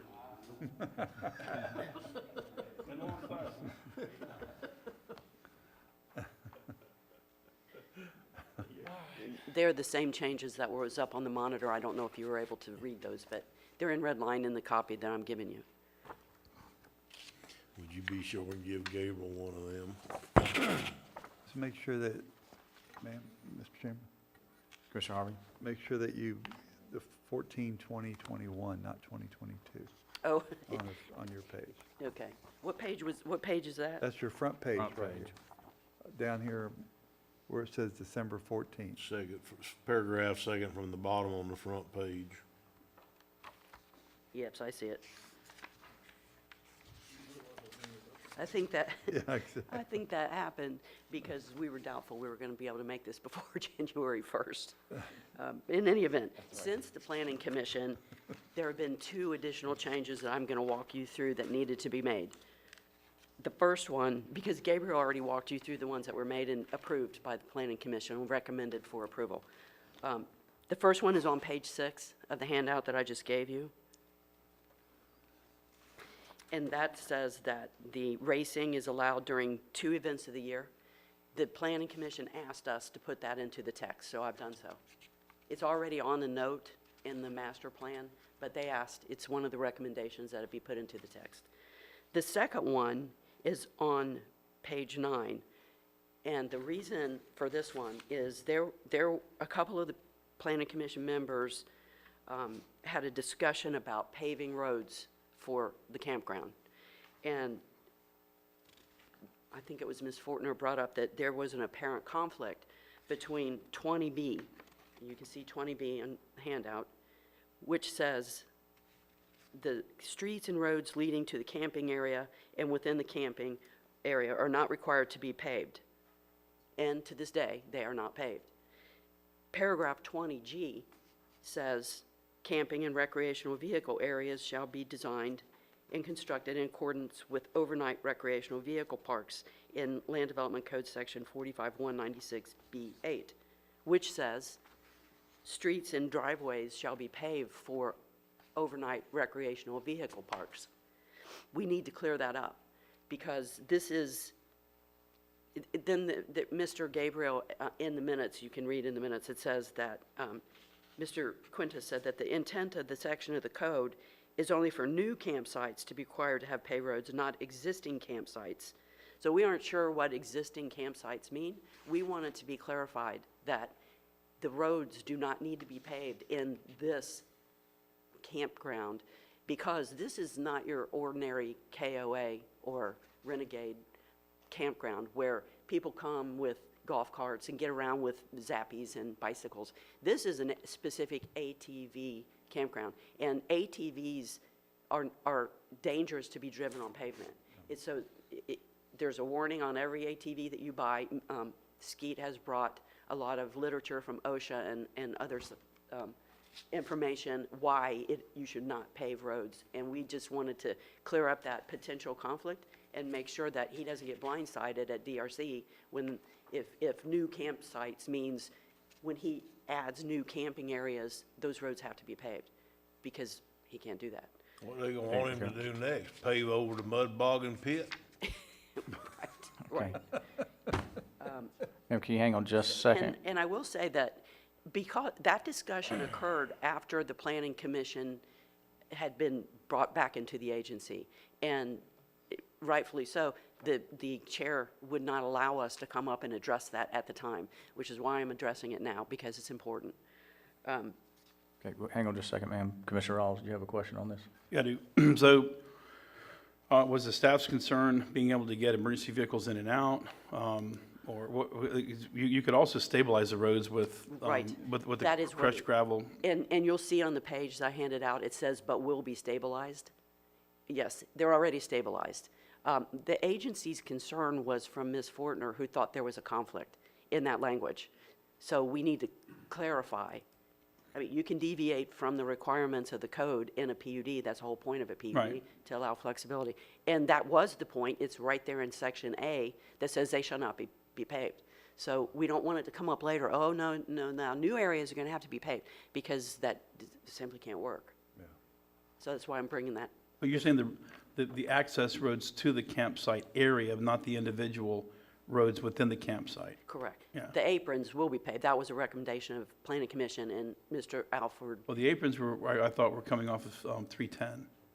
Correct. Okay, but what I'm saying is, and going back to the comment that I made before about trying to get traffic off, so there's a choke point where you're trying to get, in some cases, trucks with trailers, trucks with campers, RVs that are pulling trailers.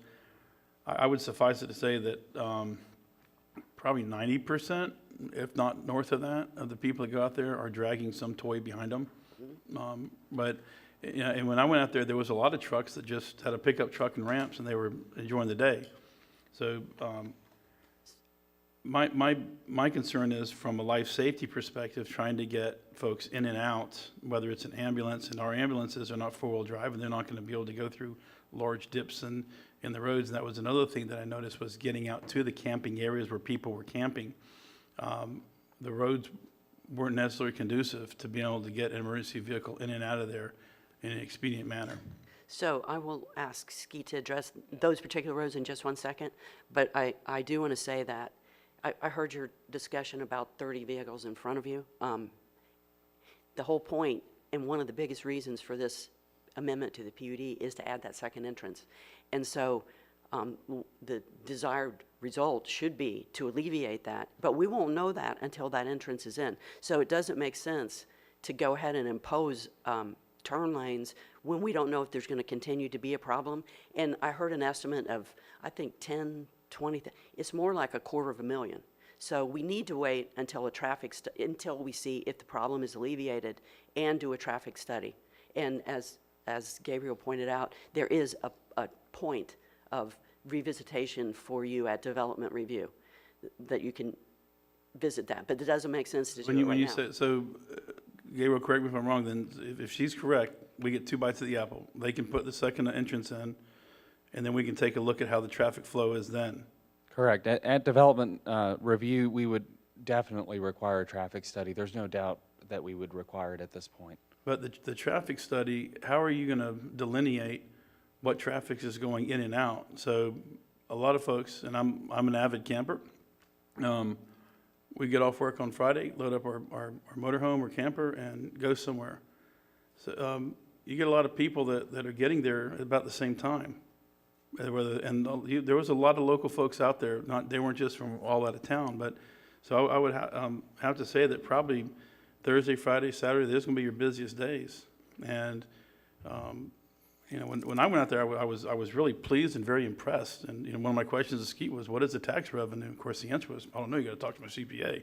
But I would imagine it's got to be great. But you're funneling a lot of people out there, and even if you open up a second entrance, if you don't have a way to get the people off the road quickly, then you create an impediment for people that don't enjoy that sport. They're not out there to have fun. They're just out there to drive from Ocala area to the beach, maybe, stopping off in Putnam County for whatever reason. But if your assertion is that you can open the second entrance, and then if somebody comes up and says, look, this is really creating a lot of havoc, then you're saying that we get a second bite at it, and we can come back and say, hey, we're going to look at this again from a land development perspective, because I don't think you're correct. I think the Land Development Committee looks at it and says you're approved.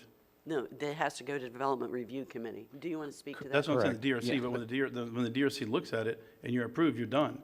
We don't get to come back a year later and go, Well- hey, look, we've had a lot of complaints from people living out there, or, But the traffic study will bear that out.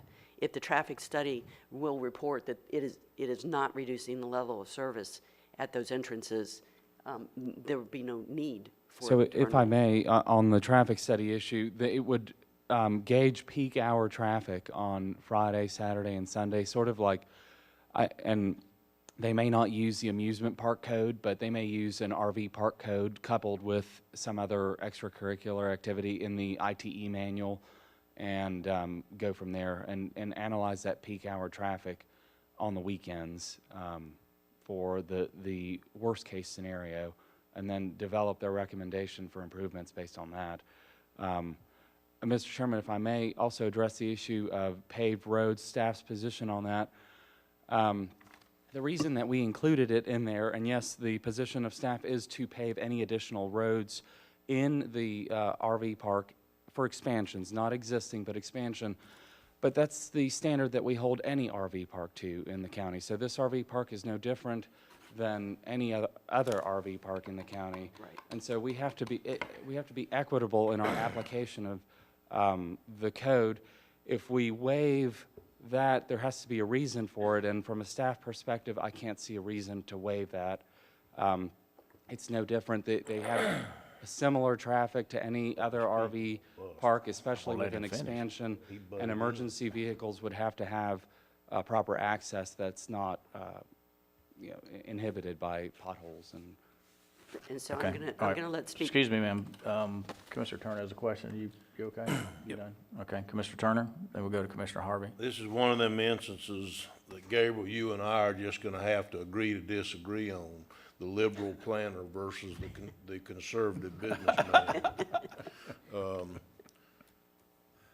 There's been no issues here over the years. I was chairman of the planning commission when all this went through the planning commission many years ago, and that time you were talking about when it first started out. And, nobody in those days would have ever dreamed that it went to where it has today and been such a success as what it has today. We might be getting just a little bit nitpicky if we're trying to do everything in our power to put this man out of business or constrain him from doing business in an area that he's been very successful in doing that business over the years. This isn't a regular RV park. Sorry, I disagree with you, because it's, like I said it a minute ago, being a smart aleck, but I didn't really mean to be a smart aleck as much as I wanted to get the point across. What do we want him to pave next? You want him to pave the mud pit so we can't have mud bogging anymore? It's a damn mud park. As long as if the roads aren't good enough to get those trailers and motorhomes into these places, people won't come anymore. So that's the RV community. So you're gonna have to stabilize the roads, you're gonna have to do things, you're gonna have to make them happen. But just willy-nilly, for no reason whatsoever, and that it's somebody's opinion that we need to start paving the future stuff, even though we've only made him stabilize the stuff in the past, which has never been an issue that I'm aware of. Are you aware of any issue, Gabriel? No, sir, I'm not aware of any issue, Okay, but the thank you. issue is expansion of. I understand what your issue is, but I don't agree with that. I totally do not agree with that at all. I think you're trying to penalize a man for being successful.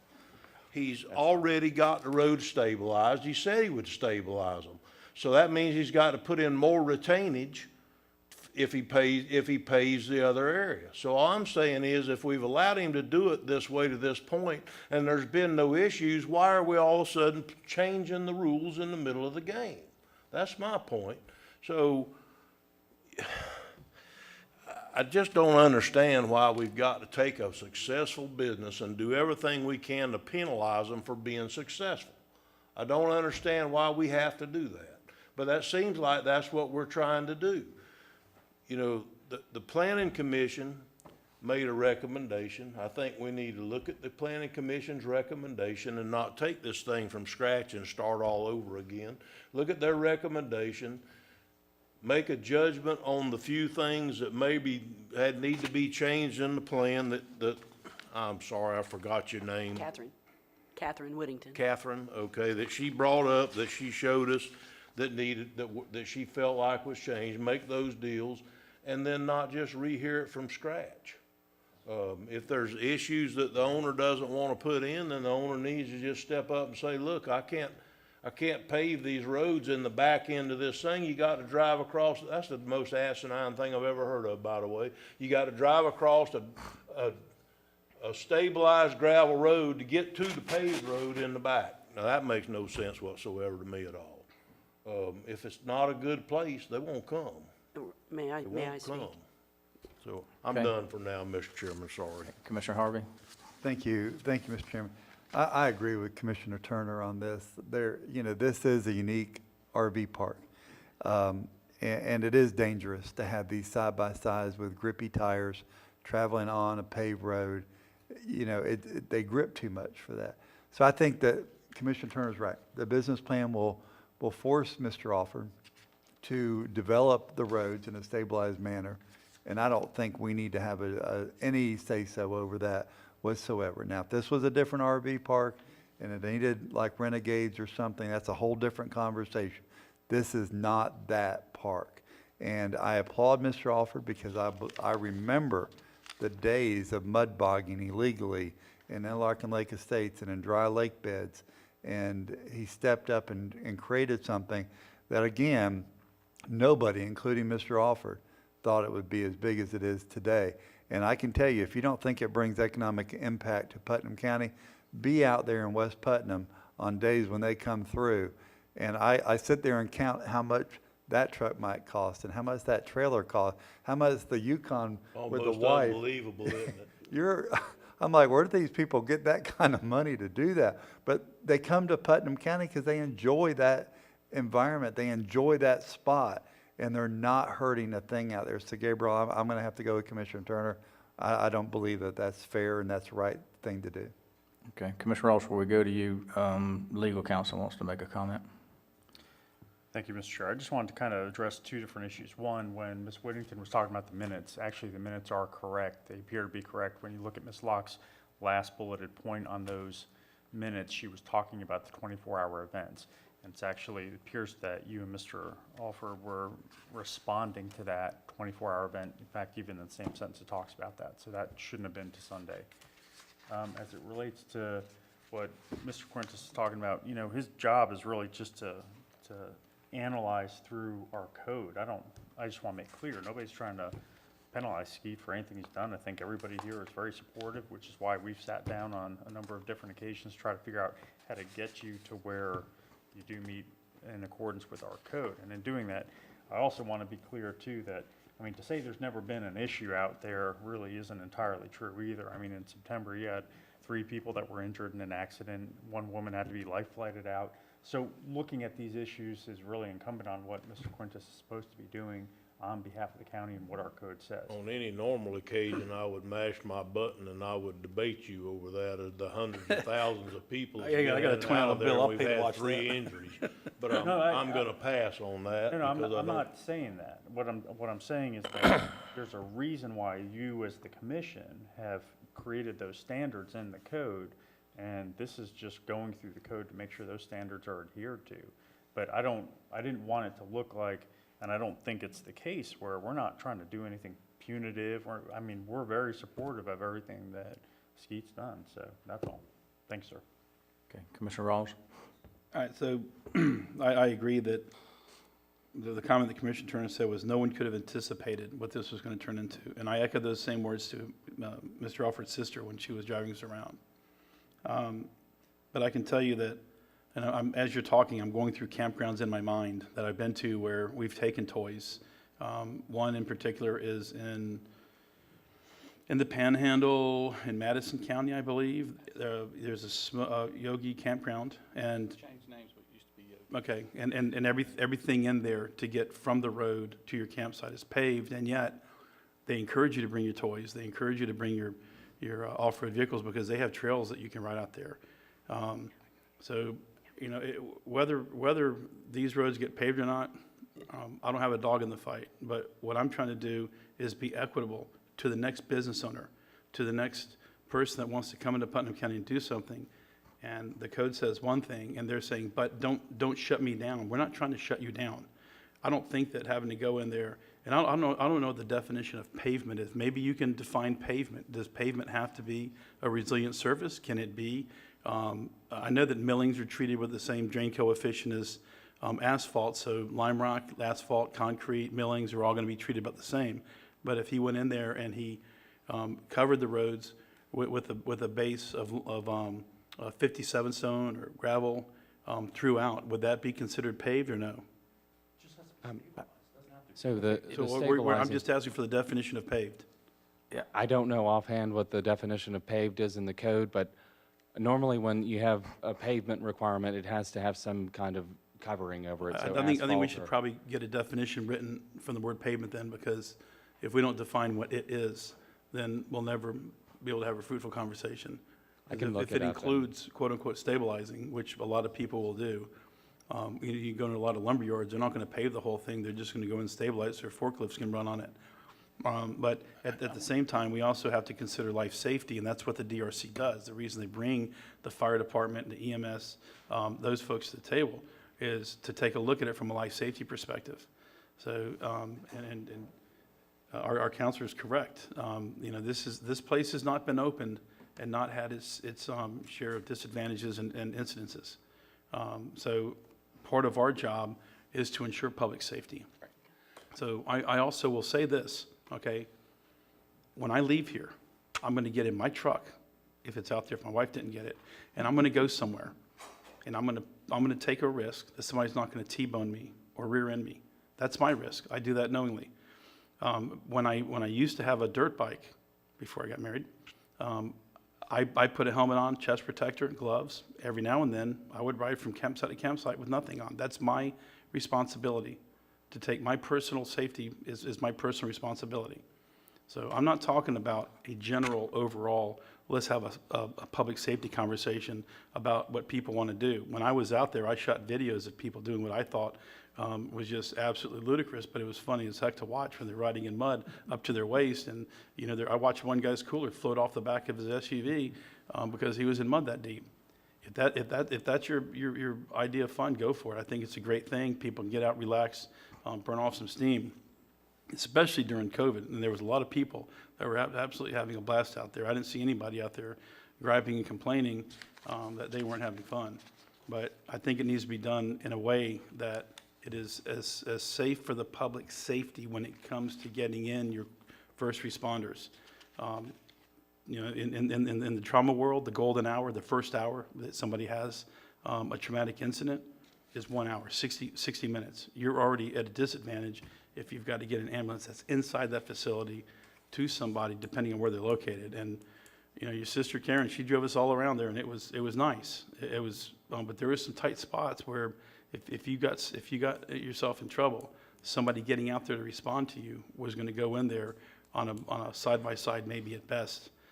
In one case, we had a low-lying tree branch that came down and had to maneuver around. You would never get any kind of the smallest pickup truck in the world would have never fit through there.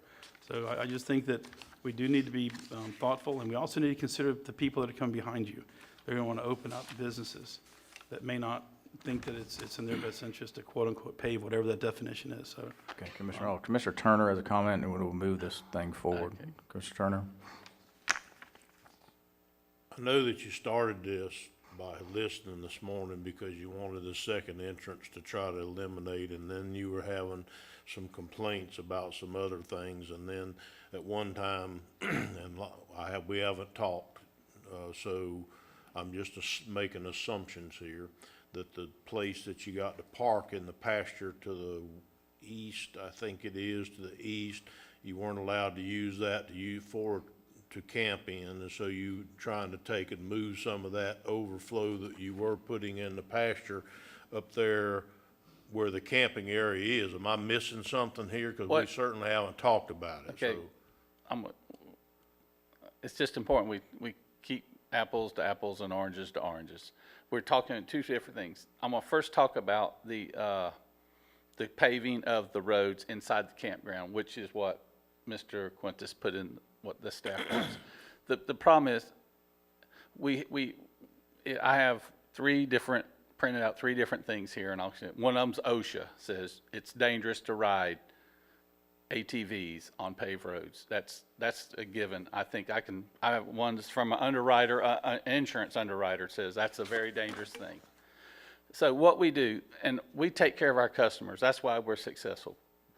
I've probably had at Thanksgiving, we probably had at least 30 of the big buses. I'm not talking about motorhomes. I'm talking about of the $250,000 to $500,000 Prevost buses. People come from all over the United States, drive these things, hundreds and hundreds of miles to come to our place. I have to have a place where they can get in and out to their campsite. If I didn't have that, they would not come. I heard it said earlier. So we stabilize the roads where safety vehicles can go anywhere in the camping area and around the pit, anywhere where the public uses general, we stabilize that. You can drive a Cadillac anywhere you want to in that area.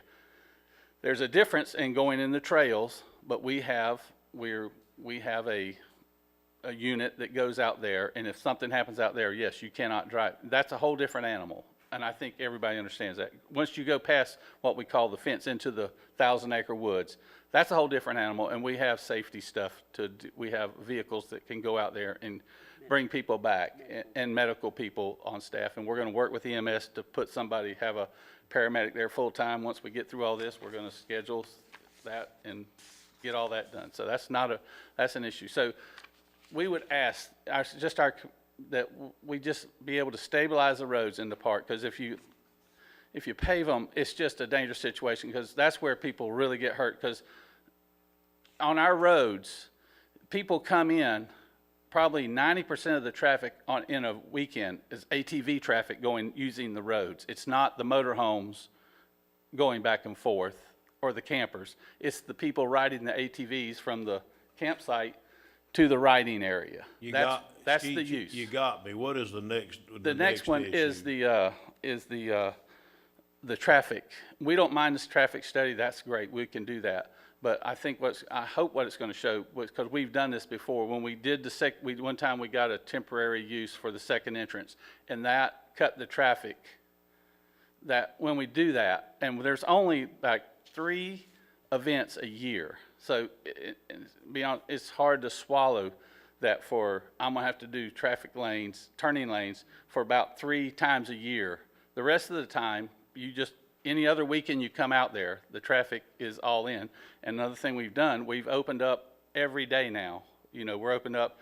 And what we've found over the last 3 or 4 months since we started this, that I have a lot of customers. We actually sell a limited number of tickets for parking passes for each event now. We only set a certain amount. If you went at Thanksgiving, we did not have any traffic on the road and that was our largest event of the year, because everybody was in. On Saturday morning, we had no traffic on the road on Saturday morning because everybody came in.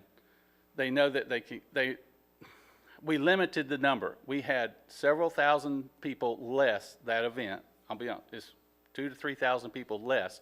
I took a hit. I could have sold more tickets. We had people scalping tickets to our event for $250. We had some sell for $500 to get in Hogwaller that weekend. Craziness. We don't get it, but a lot of them sold for $100 to $200 just to get in, because people didn't get their parking pass. They were scalping them that much and getting it. So the demand's there, and so we spread it out. But what we found out is that through the last 2 or 3 months is that there are a lot of people that don't like the big weekends. So they come on the off weekends now. Just like we just had an off weekend this weekend, we had a few hundred people there. There's no traffic issue. I mean, there's never over 2 cars in line, 2 or 3 cars in line at the most. So we've spread it out. We've done things to spread it out. I think if you find out, we welcome the traffic study if that's what they want to do. I think we've solved that problem. And then if it does become an issue, we have the second entrance. So all I have to do is open up that second entrance. That second entrance has over a 1/4 mile of stacking room inside the park. So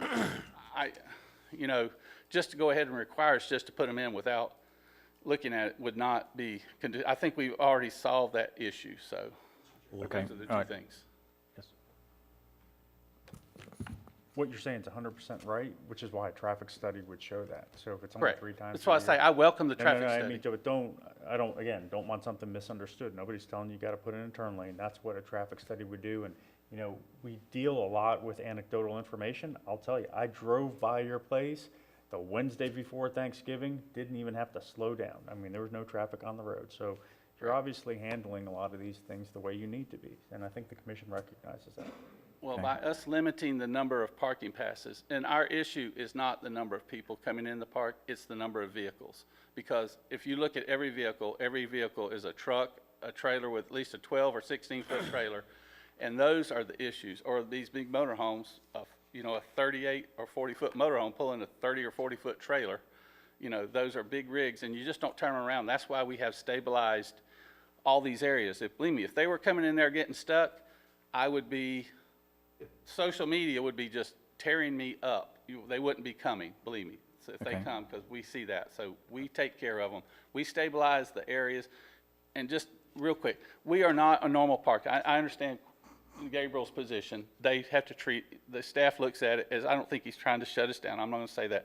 But what he's trying to do is apply a campground code to us. We are not a normal campground. We're an ATV park / campground. I think that's why we are a PUD. I think we can vary from things. We are not a normal campground.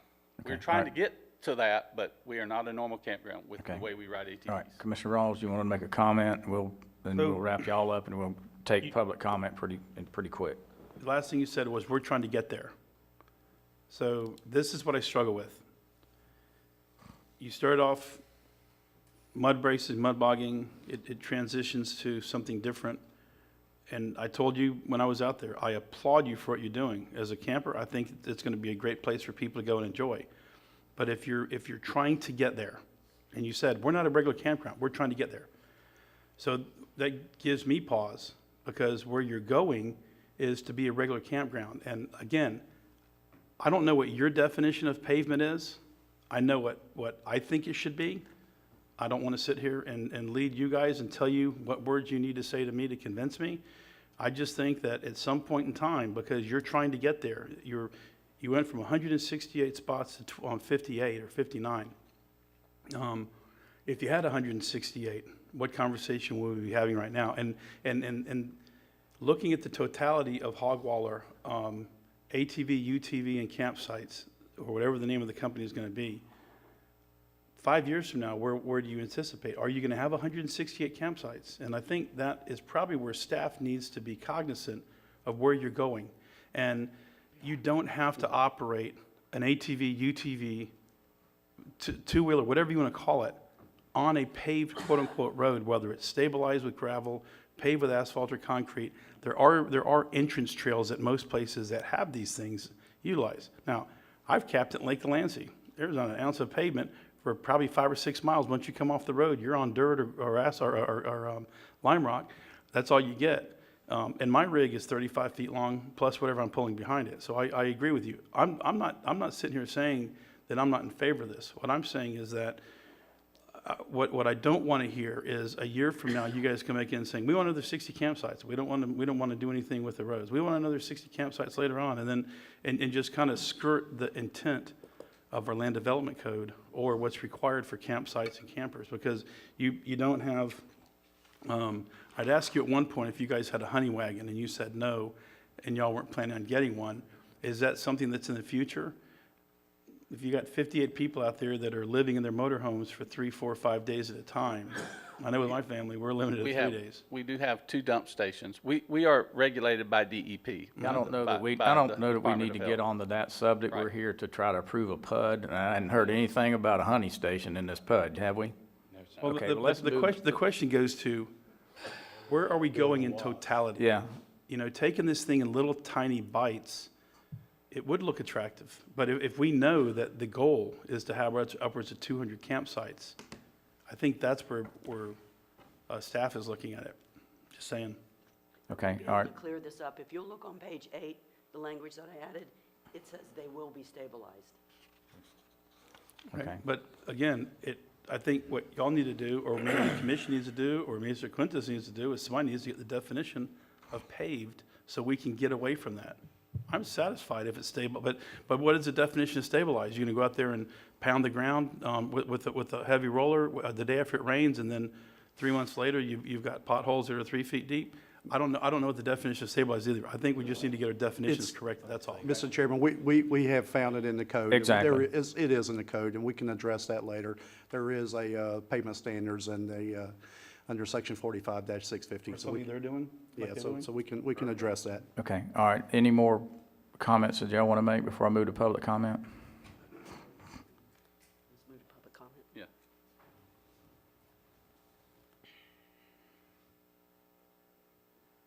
Okay, I want to open the public comment portion of this meeting, and Ms. Sandra Locke, you're up.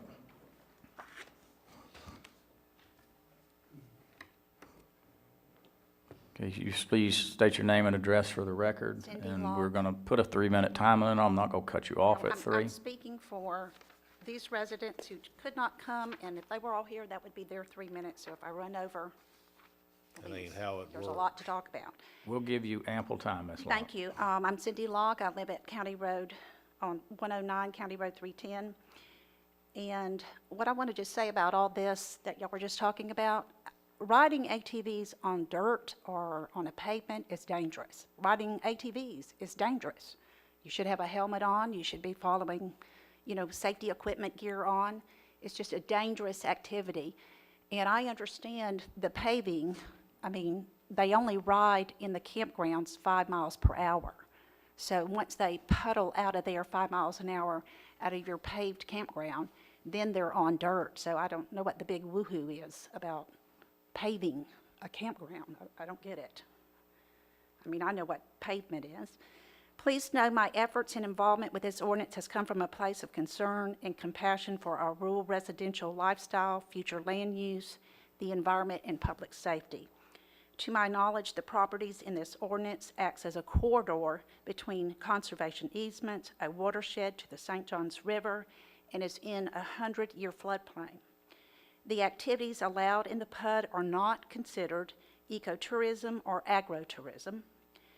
The allowed 24-hour noise from the activities are not compatible, nor has the owner's non-compliance while expanding his business. That has gone on for 5 years since I've been involved. If this board would acknowledge and take into consideration these things, the racing and the riding trails activity, use and conditions are the same in this ordinance. They have the same dB levels that apply. The off-road vehicles can travel at the same speeds for both activities. The difference is the rider racing is in a competition, and the events occur twice a year on Saturday and Sunday during an event at 5:30 p.m. ending at a 325-foot setback. Now, trail riding hours are more frequent on the west side with daily use till 8 p.m. twice a month during events to ride 24 hours at a 100-foot setback. It would be unreasonable to continue to allow noise from trail riding at the 100-foot setback when trail riding is more frequent and the duration is longer during the events than racing events. This makes no sense to me. So we were asking the board to omit section 12 on page 10 during an event to extend the hours in subsection 10 and increase the setbacks on the west side to that of racing, 325 feet, to protect our future growth, health, safety, and welfare. I don't think that's unreasonable. Also, the berm that's on the west side should apply with guidelines when you place a berm, which should be closer to the source of the noise. And we're asking to require the vehicles to have equipment on them to meet OSHA standards for public health to reduce the noise. So there's like attachments they can put on these ATVs, and it lowers the noise. And to admit on the master plan the proposed primitive campsites, bathhouses, future use, and all that on the master plan on the southwest side, so omit all that camping that's allowed there. There's not very much. And close the events for visitors and non-campers at a decent hour. To me, the more stringent rules would protect the future growth and agricultural rural residential lifestyle, which to me, and I agree, I think y'all all agree, is one of Putnam County's greatest assets and should take precedence over this PUD. I would also like to thank Mr. Suggs for hiring Dim Toronto, who is no longer here, and Gabriel Quintez. I appreciate their professionalism and knowledge applied in this amendment ordinance. Sections have changed and some of my concerns have been addressed, and it's comforting to know the ordinance will be enforced in the future. Do y'all have any questions about the setbacks on the west side and the noise? I don't understand why racing has a greater setback, but yet trail riding has a lesser setback, and trail riding is more frequent on the west side. So it seems to me, why can't those two setbacks be the same? Their dB levels are the same. Their riding surfaces are the same. The vehicles they ride on, Mr. Turner has acknowledged, are the same. So I don't understand why the setbacks are not the same. Can y'all elaborate on that? Any questions on that? Any comments? I don't, I don't know anything about that myself, as far as, I'm not a professional in that area. well, I don't understand if they're just racing in a competition on the same type vehicle and the same conditions apply to the same vehicle that it does for riding a vehicle on a trail, why are the setbacks different? Were these setbacks that were initially put in the PUD that you're recommending? Yes, Mr. Chairman, the reason they were different is because the racing, in theory, would create more noise at the same time. It doesn't. The ATV riding creates just as much noise. Okay, all right, we hear I you. live out there, so Okay. I know. Okay, we hear you. Okay, So continue. I don't understand why there's a difference of a 100-foot setback on the west side and a 325-foot setback when the riding trails during events are 24 hours. They occur more frequently. They're of daily use now from 8 to 8 p.m. So why aren't they greater than the racing events? There's no logic to that. So if you omit section 12 in the PUD, to ride 24 hours on the west side, and move the setbacks to the 325 feet, you're going to reduce the noise emitted on the west side. You've done that with racing at a 325 feet with the same conditions. Okay, we hear your recommendation, okay? All right. Do you understand want to it, continue? though? You hear it, but do you understand? I understand it, yes, ma'am. Everybody understand it? We all understand. Okay, and that's your opinion. Okay, continue. Well, yeah, it is my opinion. Well, that's it. I mean, we're Okay, just all right. asking for y'all to. Commissioner Rawls, you have a question? Yeah, it's probably more of a comment, but, so I looked up the definition of ecotourism. It was stated earlier that Commissioner Taylor had originally brought this up to create an area where people could gather and not have this spread all over the county. And to me, that meets the definition of ecotourism, because it's to preserve natural areas, but it But also he has goes on. wetland impacts, Mr. Rawls, from riding excessively on those vehicles all day, 24 hours, during events. Okay, if I can interject, is that not a water management issue there? It was cleared that up by correct? water It's a management. water management issue Okay. for the impacts. It's a county issue for the wetland setback. Okay, so, but your department would take care of that, so you're on top of that, okay. All right, continue, but I don't want to get in a debate about, we're here to either not approve this PUD I understand or that. approve a PUD, And not I'm what has asking- happened in the past. We're asking for consideration on these setbacks and the hours allowed. What event do y'all know in Putnam County that is allowed 24 hours with this business is loud? There is no other events that are 24 hours in Putnam County. Can you think of one, Mr. Gabriel, an event that's No, 24 hours? direct your questions to us, Ms. I mean, Locke. I don't know. I don't understand why it's allowed. I mean, we're asking on the west side where residents are just to move it over to the same standards for racing, which trail riding has the same conditions. And all we're asking is on that side of the setbacks, no riding occurs 24 hours. I don't feel that's unreasonable to protect our future land use and our welfare. Okay, you made that request, and we get to Commissioner deliberations, we'll discuss that. Okay, thank you, Ms. Long. Any other public comment for or against this? Okay. Yeah. So I'll be very brief, and I'll stay focused on the requested changes. You know, the Sheriff's Office has an opportunity. We review all commercial development in the county as it's proposed, and we review these ordinances. Most often, we don't have as much involvement with the properties as we do with this one, so we make our recommendations in writing to the Planning Development Committee. But just to address a few issues here. First of all, I want to say that I too remember the drain on the resources that we had in the county with 30 and 40 deputies working overtime on the weekends to keep mud boggers off of lake beds and personal property.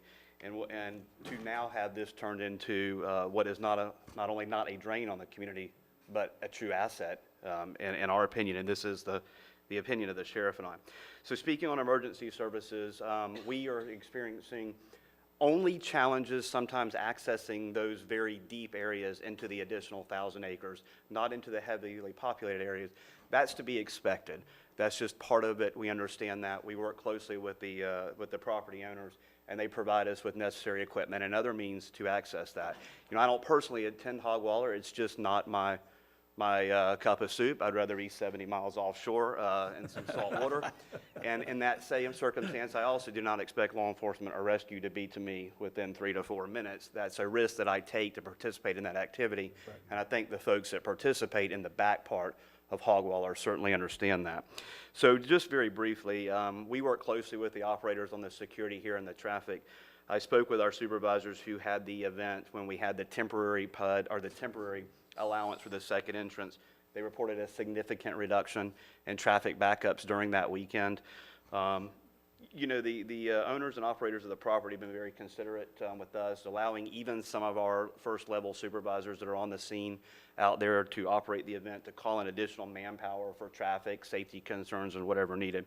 So I'll just close by saying that instead of giving the Sheriff's Office perspective on this change in writing as we usually do, and some of the more interactive ones, we do them in public, and this one in public is the Sheriff's Office has no objections to and supports this change to the PUD. Okay. Ready for Thank you, Joe. motion? Okay. Any other comments from y'all? And you can make it brief, please. Just two things. One, regarding the setback. The setback has been increased in this amendment from 75 feet to 100 feet, and there is a 12-foot berm. Yeah, there's the berm. And also, regarding the noise, Just. But that's Right. that's not in what they're asking to do. Yeah, it's asking, right, so we don't need to go into She wants that. just to add the 325, but the races are more noisy, and they're just during the day. They're not during I the night. understand, but they're not asking for Right. that today. That was a Okay. request from the public. I got Okay. you. Thank you. Okay. Any other further public comment? Okay, we'll close that. Commissioners, Mr. Chairman, what's the pleasure of the board? I move that we take the recommendation of the Planning Commission and approve this application with the changing the portion that they waived the interior paving back to what it was originally. Second that motion. Okay, got a proper second, or proper motion, a proper second. Any discussion? Okay, where does this leave where you clarified the riding, I guess, on the Monday, or Thursday, Friday, Saturday, Sunday? Is that, Those are just minutes, honestly. They don't affect the ordinance at all, but it was just a clarification because it was brought up. okay, all right, okay. All right, any further discussion on this? Only one comment. Okay. Quick. Are we clear, Gabriel, on what we're wanting to do? Yes, sir, I was just going to ask, does that include making the driveway aprons? No, sir, he's gonna have to pave the driveways going in, that's part of it. So- Okay, and he's agreed to do that this morning, so I think that's fine, just the interior stuff. When you cross the fence, you don't have to pave no more. Right, no, what I meant is the type of pavement, is the board in favor of concrete pavement for those aprons, or? I don't care what the Yeah, apron. concrete is fine, it's probably Typically, gonna the be, county you wants know, what do you concrete. wanna use, Skeet? It doesn't matter. As long as it's stabilized and paved, I don't really care. The There's reason like that- 5 things I can come up The with reason- sitting right here that would be acceptable. The reason that staff was recommending concrete is because they hold up a whole lot better than asphalt. I think we use The- concrete or the asphalt. The existing driveway is pavement right now. That's the old Florida Avenue. That one is pavement. The new one will be concrete. Okay. And that's, Good. the new one will be Okay with concrete. that? The new stuff will be concrete? Yes. Okay. That was my intent. My intent too. Any other comments? Okay, all in favor, indicate by saying aye. Aye. Opposed, same sign. Okay, PUD moves forward. Thank you, Gabriel. Clerk of Court, Matt Reynolds. Thank you, Mr. Chairman. I have nothing else to add today. Okay, all right, thank you. Appointments, I'll start with Commissioner Turner to my right. Okay, first I'd like to appoint Dr. Marlene Wallenberg to the Better Place Plan Oversight Committee. That's a District 3 appointment. Then I'd like to nominate Gary Gresham to the electrical contractor on the Contractors Building Trades Board. I think that would have to be a nomination. I'll I'll second second that. that. We'll fight over it. Okay, all right, we already got a motion. We got 2 seconds. From Commissioner Turner, 2 seconds by the other 2 commissioners. Okay, any discussion? Okay, all in favor indicate by saying aye. Aye. Opposed, same sign. I'd also like to nominate Michael Curtis to the air conditioning position on that board. Got a motion? Second. Okay, I got a motion by Commissioner Turner, and a second by Commissioner Rawls. Any further discussion? Seeing none, all in favor indicate by saying aye. Aye. Opposed, same sign. I'd also like to nominate Bruce Bellamy for the plumbing contractor on that board. I'll second that too. Got a motion for Bruce Bellamy, got a motion by Commissioner Turner, a second by Commissioner Rawls. Any further discussion? Seeing none, all in favor indicate by saying aye. Aye. Opposed, same sign.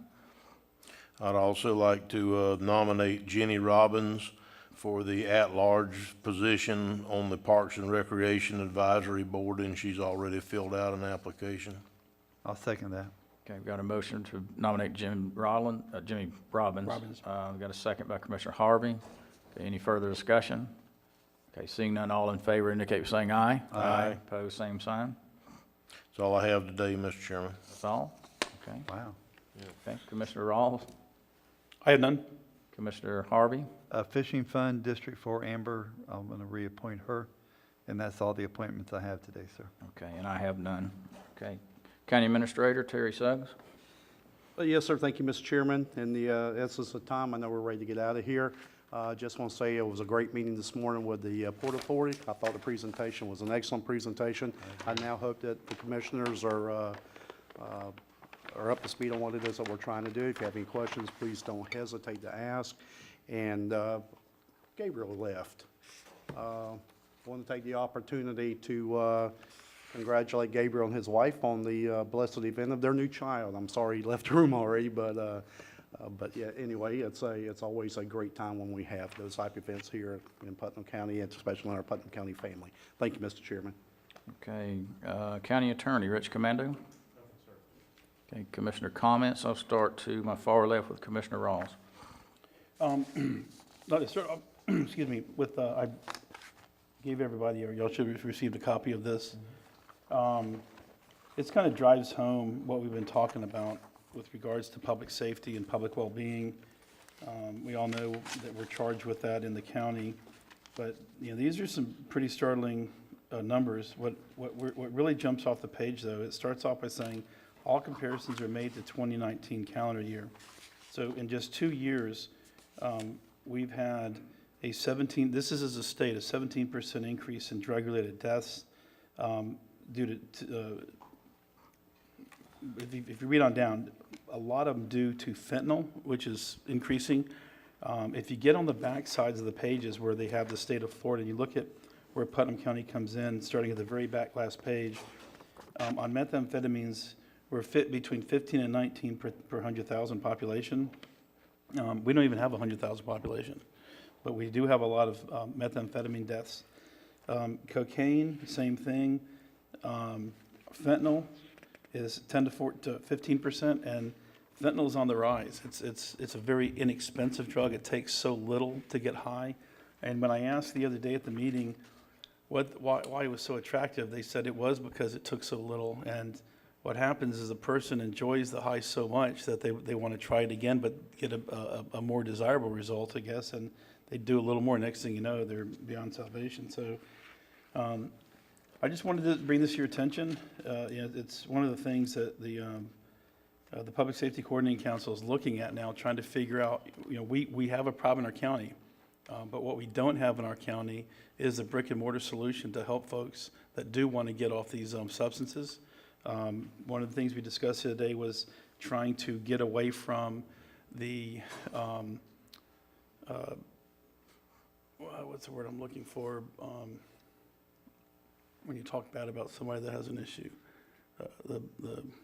Help me out here, Sarah, you were, what? Stigma. Stigma, there we go, yes. So the destigmatization of substance abuse and mental health in Putnam County, and trying to get employers on board the fact that this is part of our community, it's part of our fellow citizens, right, wrong, or indifferent. So I would encourage us to, in 22, start making greater strides to try to be part of the solution, because the problem is not going to reduce itself. We do need to be able to get people help as soon as possible. Are we meeting? Okay. Are we having a second meeting this year or no? No, This month? no, we will not meet the 28th, Okay, no. so I just want to wish everybody a Merry Christmas. I think it's been a lot less challenging in 21 than 20, obviously, and hopefully 22 will be better. I know when you read a lot of the data that's coming out about Putnam County, we are experiencing a huge uptick in everything, but least of all in the prices of groceries, gas, all the things that affect everybody every day. So, our staff, I think next year we need to work hard to be able to get our staff pay up. One of the things that I'm realizing now in my business is that if you're not able to pay more money to attract talent, you're just not going to have any employees. And we do have a lot of talented folks that work for us, but we need to get their pay up because they're really being hit hard with the inflation that we're seeing. There's nothing that indicates the inflation is transitory anymore. Now they're saying that it's here to stay. So that being the case, we've got a lot of people that I think we owe it to take a look at raising revenues somehow, some way, somewhere to be able to increase their pay. When I was having a conversation with Mr. Troxel, he indicated that 70% of our public works folks are going to be at $11 an hour next year. And that dog just won't hunt. And then next year is going to be even worse than this year. So, Okay. thank you. All right, thank you, Jeff. Commissioner Harvey? Thank you, Mr. Chairman. Do want to thank all the communities in Putnam County. They've put on great Christmas events, and we've attended almost every one of them. Crescent City, Willaca, and Willaca was last weekend. We had a great time at their parade. And then Saturday night at our lake, we had a boat parade, a lighted boat parade. And today, Lee Conley House picked up a whole truckload of canned goods and presents for boys and girls from the Interlaken Parade and the boat parade. It's just a wonderful thing to get out in our community and see all the good people that are on the side of the road. And if you don't think Commissioner Pickens is popular in South Putnam, ride with him. I don't even think they knew who I was down there. They were all, hello, Mr. Pickens. Probably hello." they could see you behind all the equipment. But I do want to wish everybody a Merry Christmas and again, thank our staff for the tremendous year that we went through last year, and Happy New Year, and we look forward to 2022. Thank you, Mr. Chairman. Thank you, Commissioner Harvey. Commissioner Turner? Yes. Mr. Suggs, so we have a very quick update on the GP sale and where we're at. The latest information is I've signed all the documentation that was required by GP, and we've reached out to them to make sure that everything is fine. Excuse me, my voice just went. Make sure that everything is fine, and that we'll just move through the process. We hired land yet? And we've started our due diligence process. So we have hired land to go in and do the environmental study? We've for had them hired. somebody? We're waiting to make sure that we've got consent to go ahead and move on to the property. GP's also supplying us some information as well on environmental studies. Okay. I was just didn't want to, I understood that they had the opportunity to do it during this time frame, but I don't know if they'd have the opportunity to do it during a later time frame. or what kind of money we were talking about if we went ahead and let them start the phase one. So I just don't want to get it outside of our 60 days and not do that if it's not a tremendous amount of money to start the phase one or something. So maybe we could look at that. Is our redistricting official now? I saw a map in the paper the other day, and it basically said that, if I read it right, that it's official and that all we've got to do is file a copy if we haven't already, and we're done. So is the new map now official? I believe everything is official. We've got to do some housekeeping. We've got to do the minutes here today. We've got to get those certified. And there's a couple things we need to do. We've had to advertise it in the newspaper, and all that stuff is being done. I think there's an ad in last week's newspaper. I think there's one in this week's newspaper. All that information gets sent to Tallahassee. So you think unless we have an appeal or something weird, we're done with the As far as I can tell, yes, sir. Okay, thank you.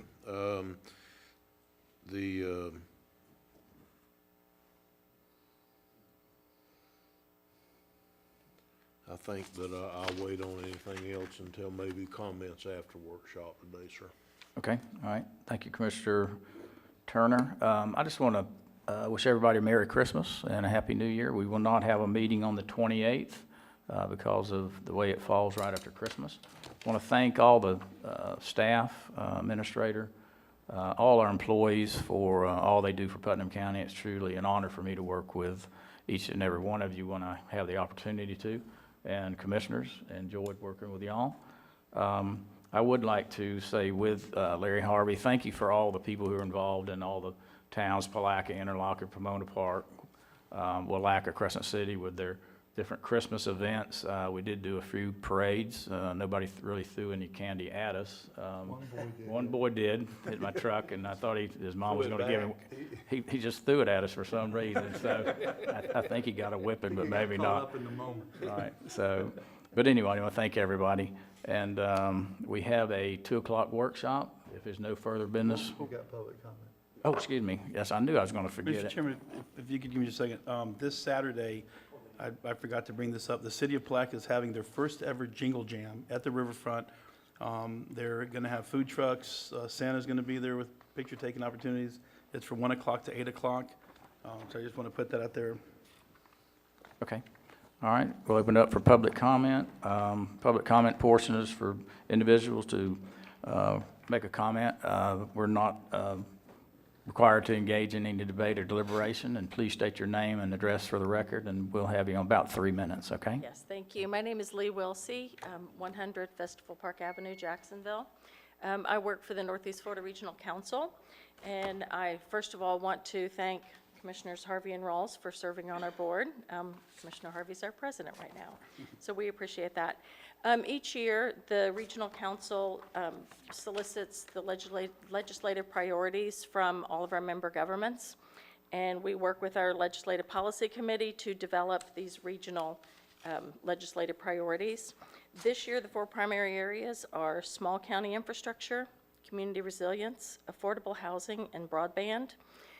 You all have handouts that please feel free to carry those with you, your pocket cards and all if you want to, as you're traveling around the community and Tallahassee and all, to share those. I also want to make sure that each of you all are invited to our elected officials reception and regional award ceremony.